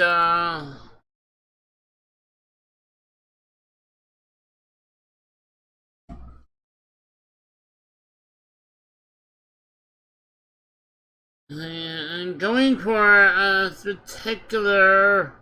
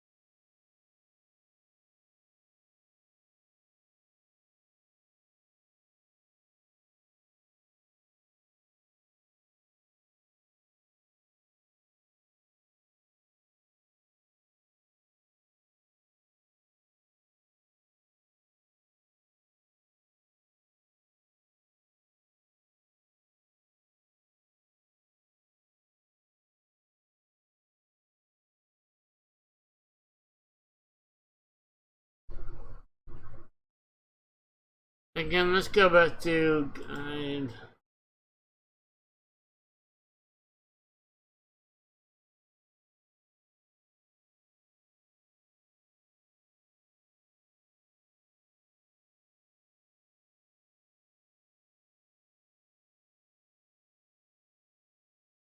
I want more of this. Person advises or shows others their way.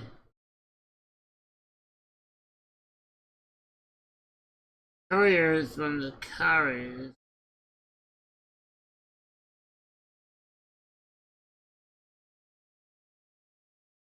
Escort is someone that protects. Like, those are not good synonyms.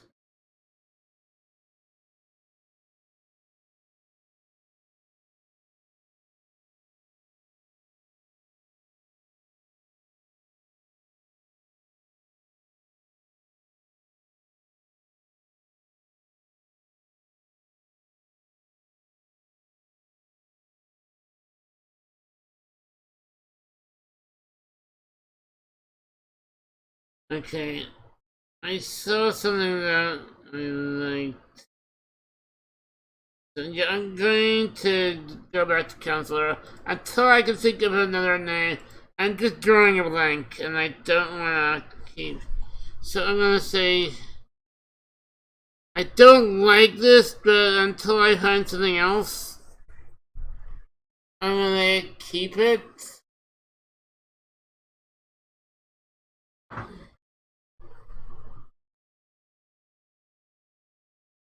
But yeah, I like that. Sorry, I spent too much time working on that one thing.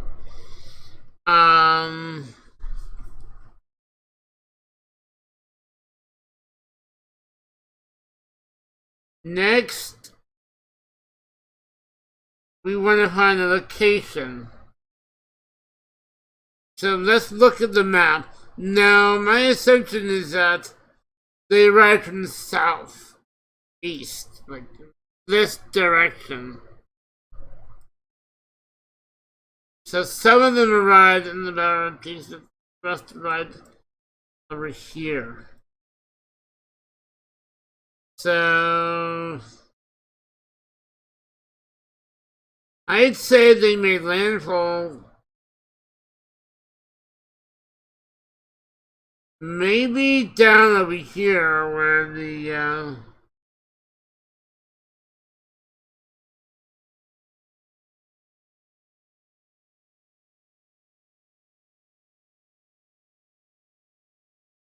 yeah.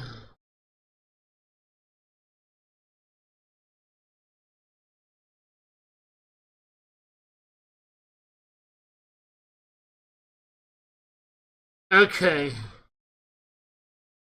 So we're going to move the marker to over there. And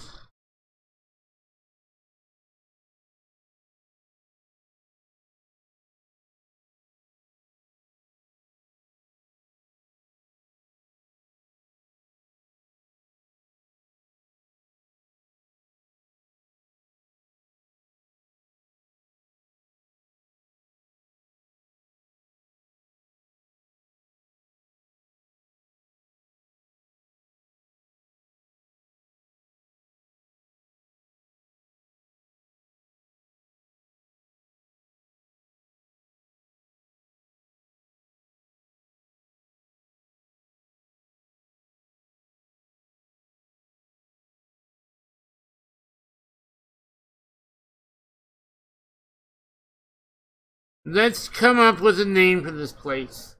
And we're gonna do that over here.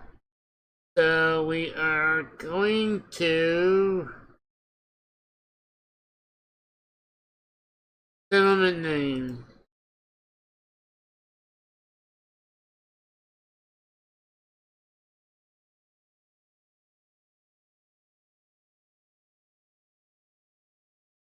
Black Hope. Interesting. Wow.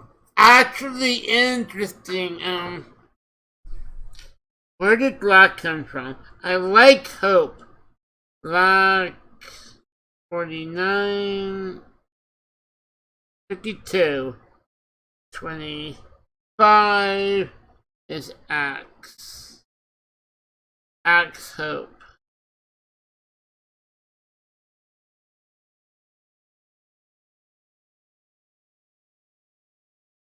I like Hope.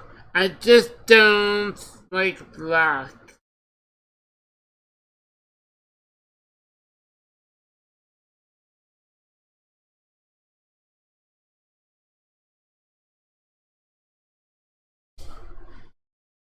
As the name of the first settlement where they first landed.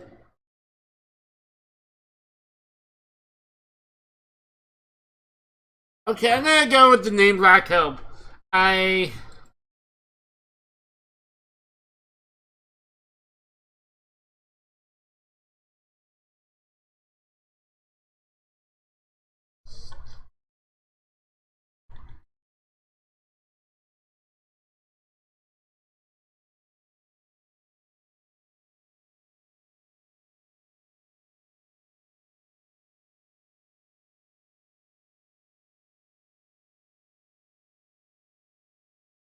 um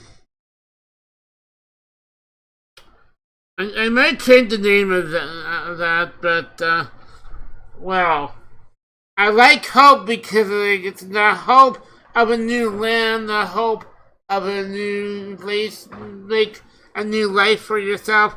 I love that.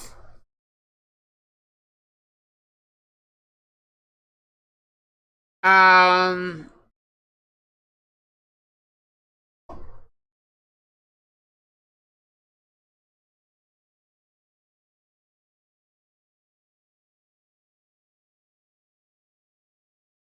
what is that place like?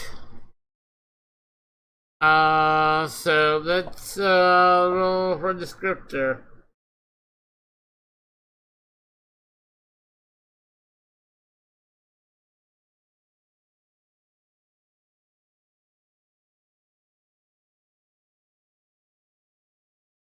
Abandoned, dead, and diverse.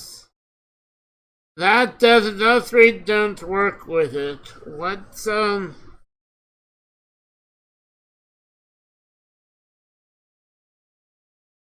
Oh, so that's kind of like the first two.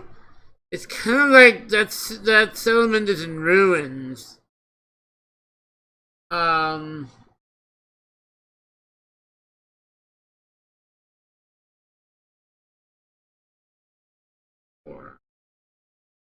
445. Wizard. Actually, I'm gonna go for wizard. It once it's not abandoned. It's withered. It was. So what I'm doing is looking for what was chosen, what was gave me, and looking for like flipping the number and seeing what I come up with. And opposite of 54 is 45, and that leaves me with wizard. I like that better than abandoned. Opposite of dead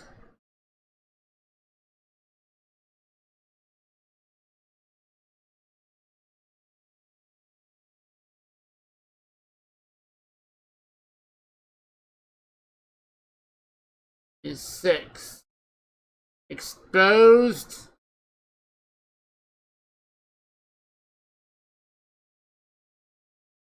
and the opposite of diverse is no. There's no opposite of diverse. Let's do another one. Broken.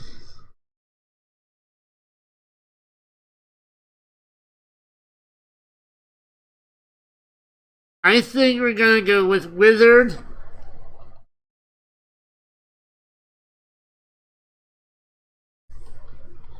Wizard.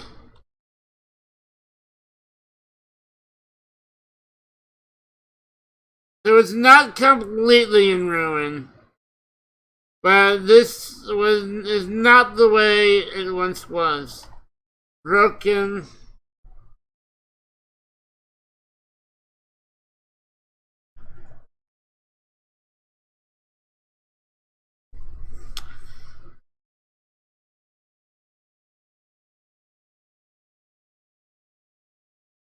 Wizard. Broken.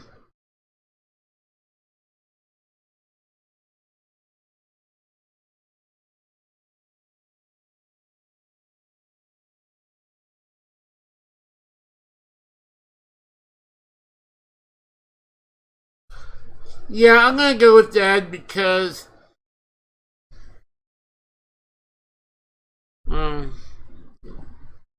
but dead is like again, it was not completely abandoned,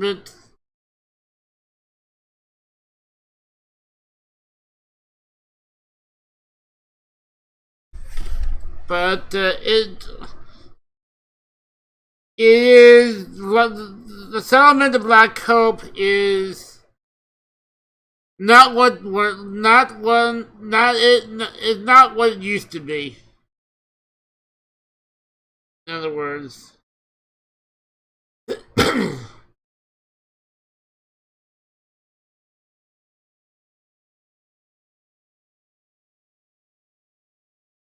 you know,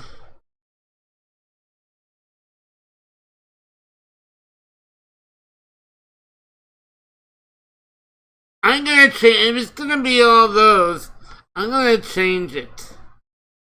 I'm gonna go with abandoned, broken, dead, and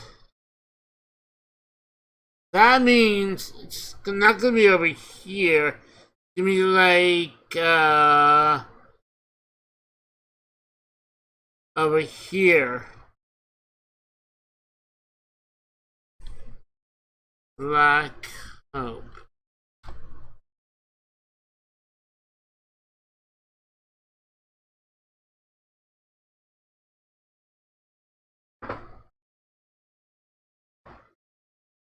The site of the first landing of site where our people once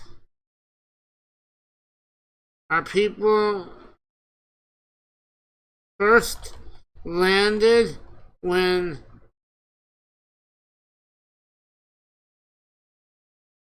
after fleeing across the seas from the old world was once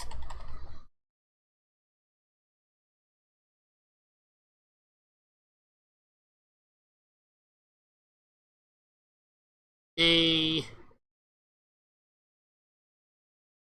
small settlement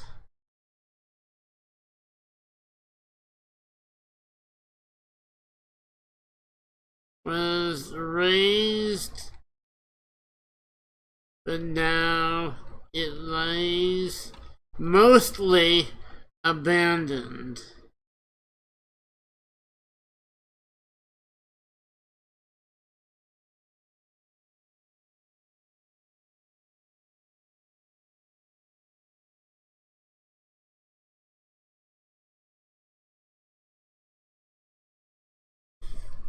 And in ruin.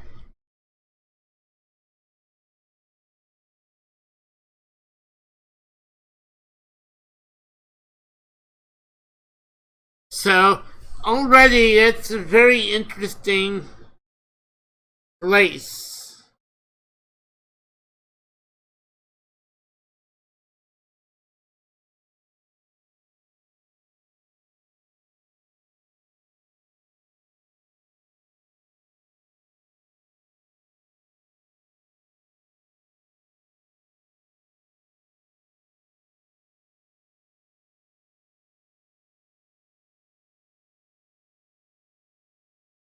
And we want to use...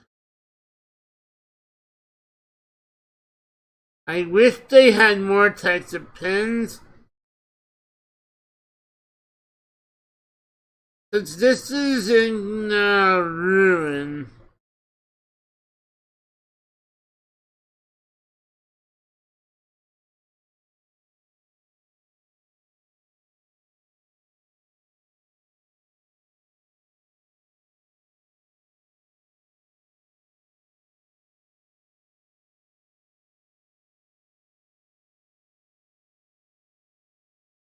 I think...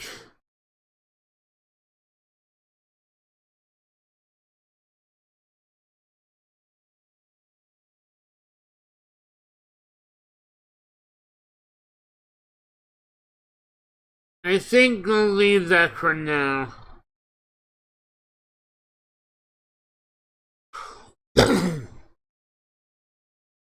um...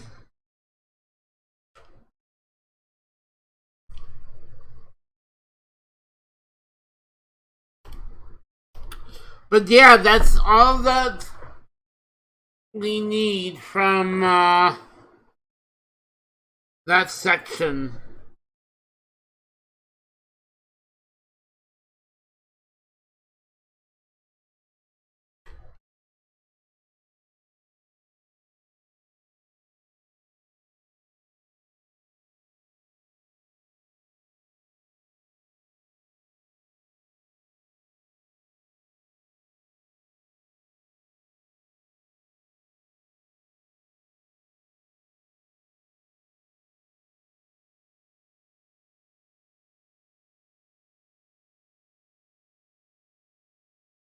Okay.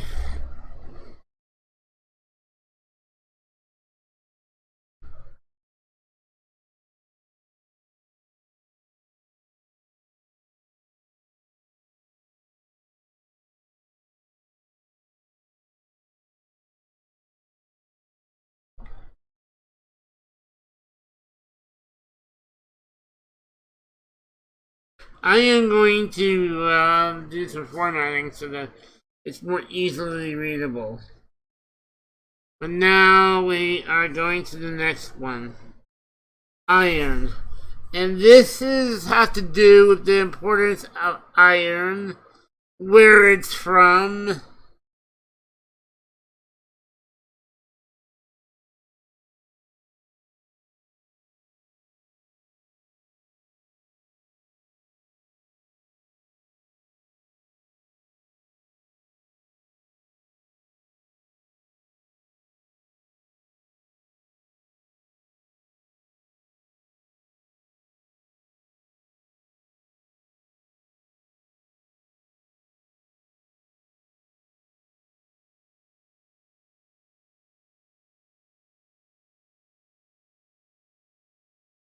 So,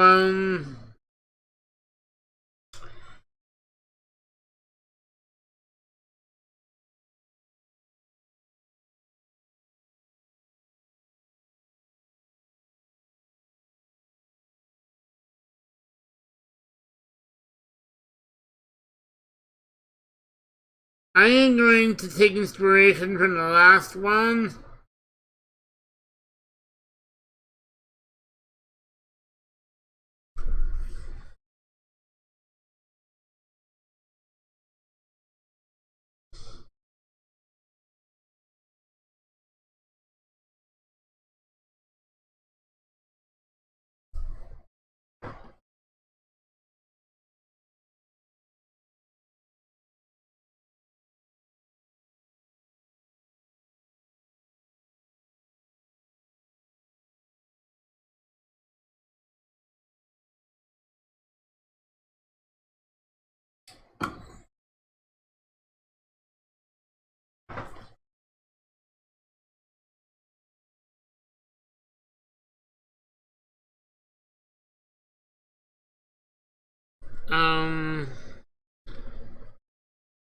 The land we arrived in feels ancient.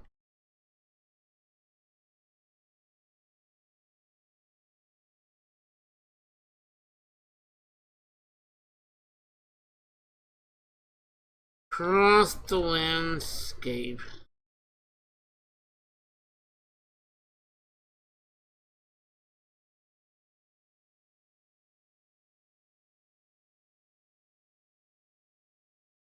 lay ruins of ancient settlements made of stone and iron.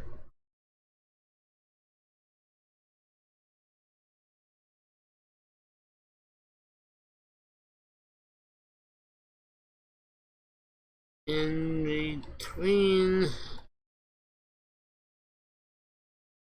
the ruins lay scars of ancient battlegrounds.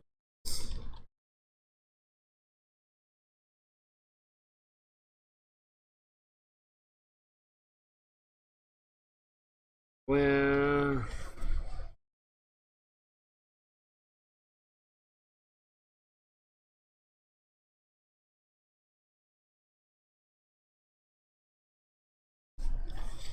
large number of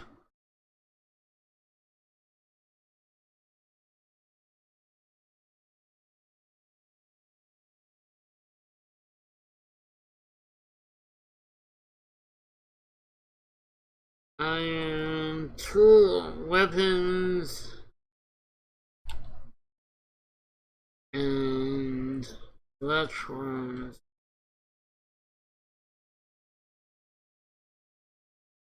still remains in the number of weapons still remain in the ground where they fell.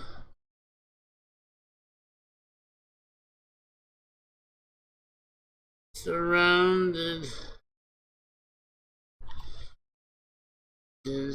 by the bones of those that wielded them.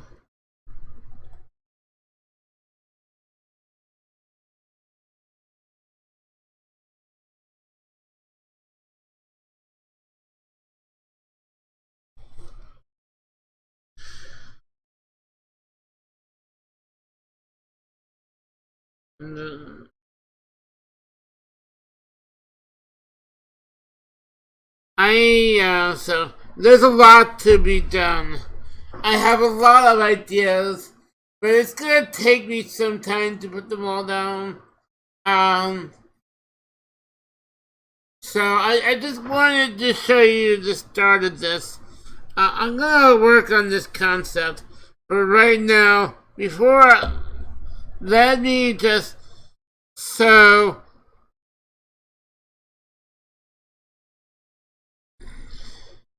what I need for here is the name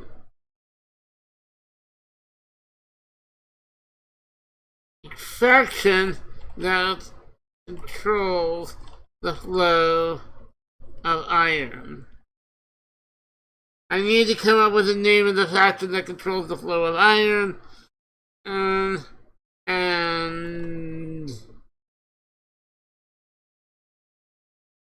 a faction that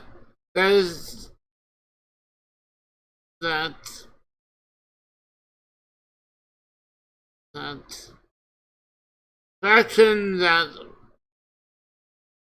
works the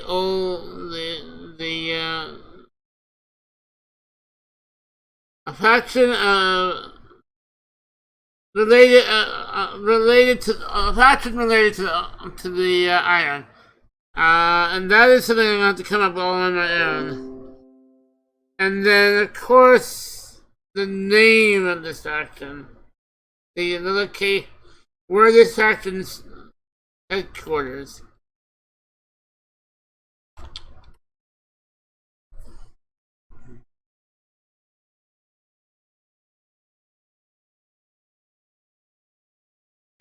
And I'm not done with this, but I want to show. So I'm gonna come up with a location of the headquarters, which most likely will be like. I wish that was smaller. Can I make this smaller?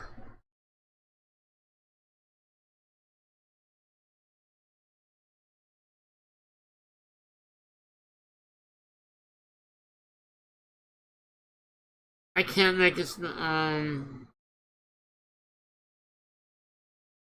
I can't make it smaller.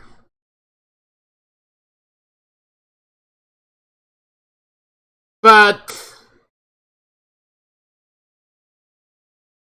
I think the it's gonna be somewhere in here. Let's say there's a ruin in here and a ruin here, and like this is the area that they fought. Maybe even over here, so maybe like the city was not too far away. Maybe it's like over here. But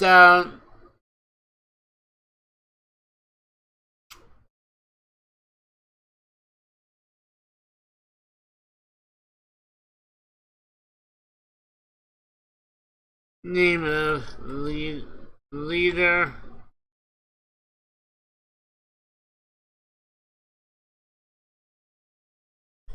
So that's going to be information that I want to get out of that.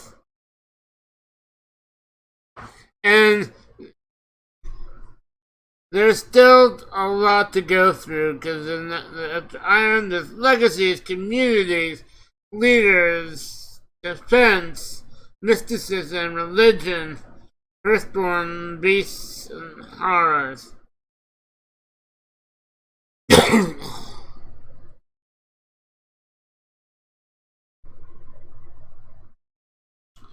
Anyway, I don't think I can do any more on stream. I'm gonna continue this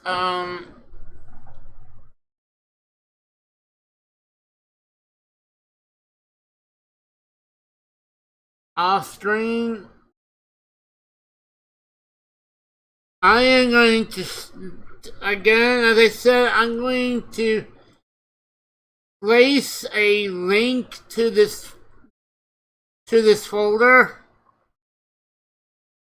Share a link to the folder, as well as the World Anvil page, so that you can keep track of the work that has been done towards this, because I have a lot of ideas, but it takes me a lot to formulate those ideas and come up with. But I think this system is going to be good for me. And So the next time I stream this, I think I will wait until I have all the details of the world laid out, and then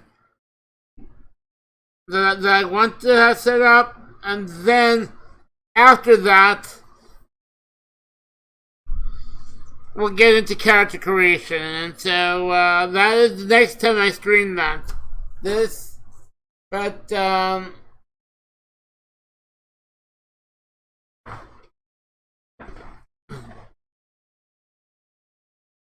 I think this game is gonna be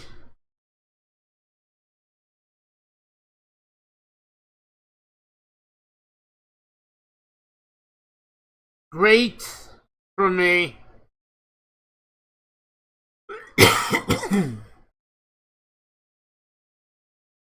Great for me to work on my storytelling prowess, and not only my ability to improvise.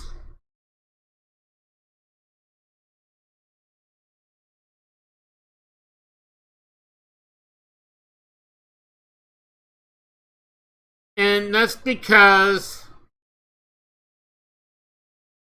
if I can find it, not here. I want to add these things to, let's close out of this. Close out of that.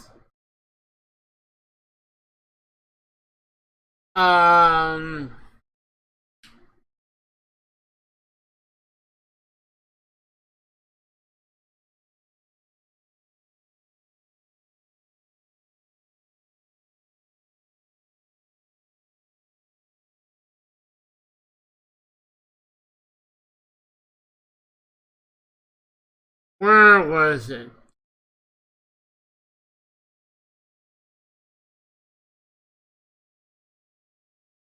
Okay.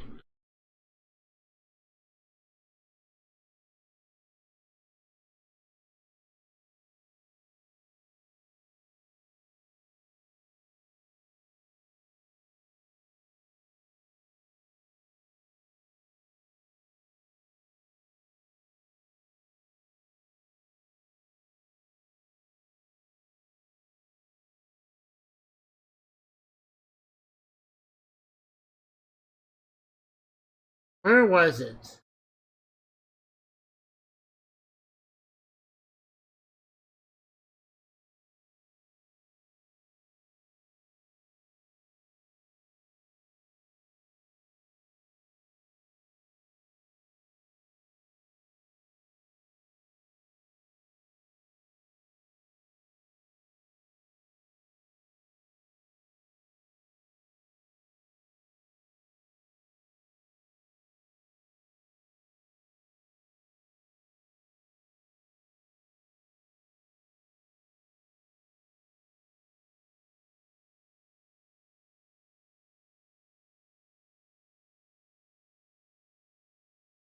Basically,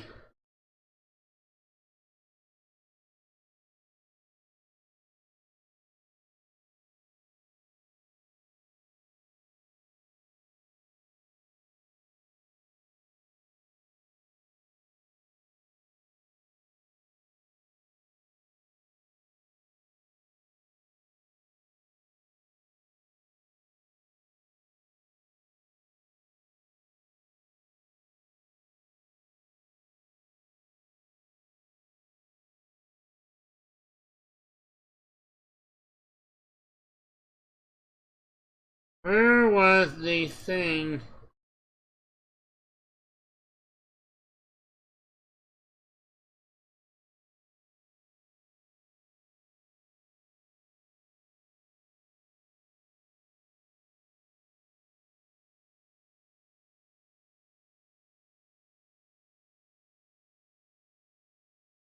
Well, that's not.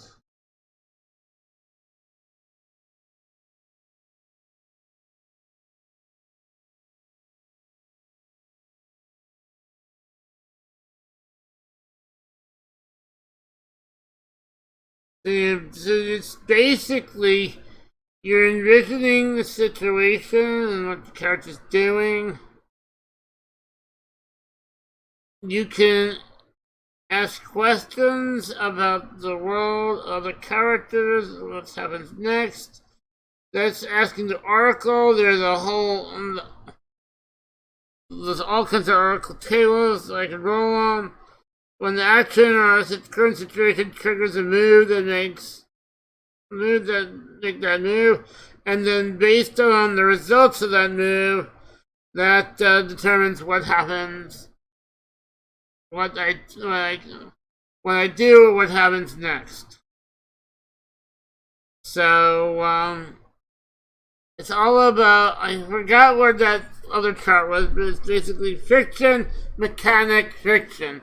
So it's maintaining a flow of the story.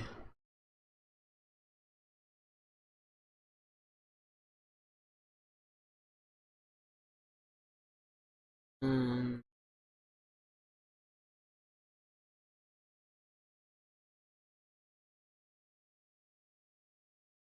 So yeah.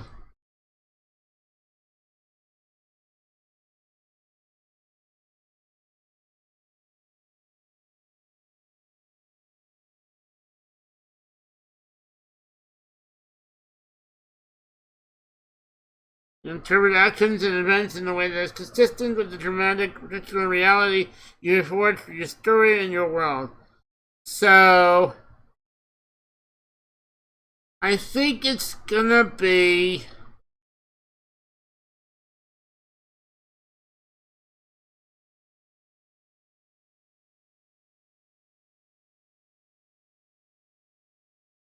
again very good for improvising, and I will learn from it not only as a DM but as a player, because in this thing you're kind of doing both. You're using the oracle system, the random tables that you roll on, to help you a lot. But yeah, it's gonna be interesting. But anyway, I don't think I wanna go on for more. So I think that'll be all for today.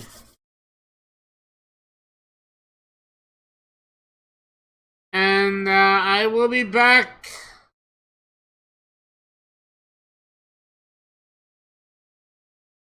Oh, so one more thing.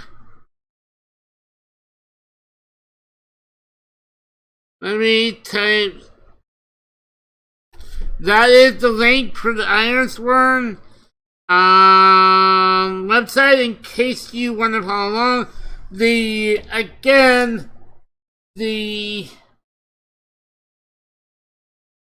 base game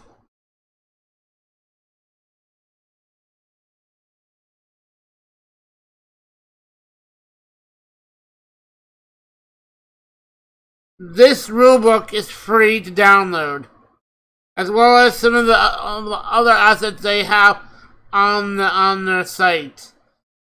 A lot of the other stuff I had bought through the drive-through RPG to add to what I had, because I didn't feel like what they provided was enough.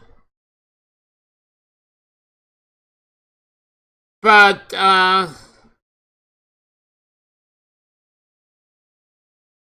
yeah, you can follow along with that. But anyway, let me find someone to raid.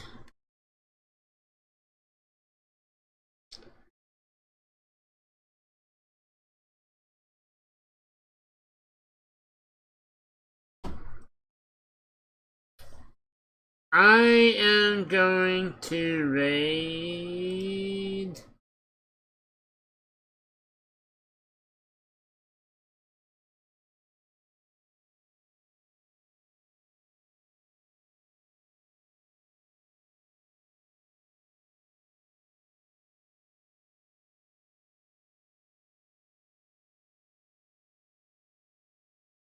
this person.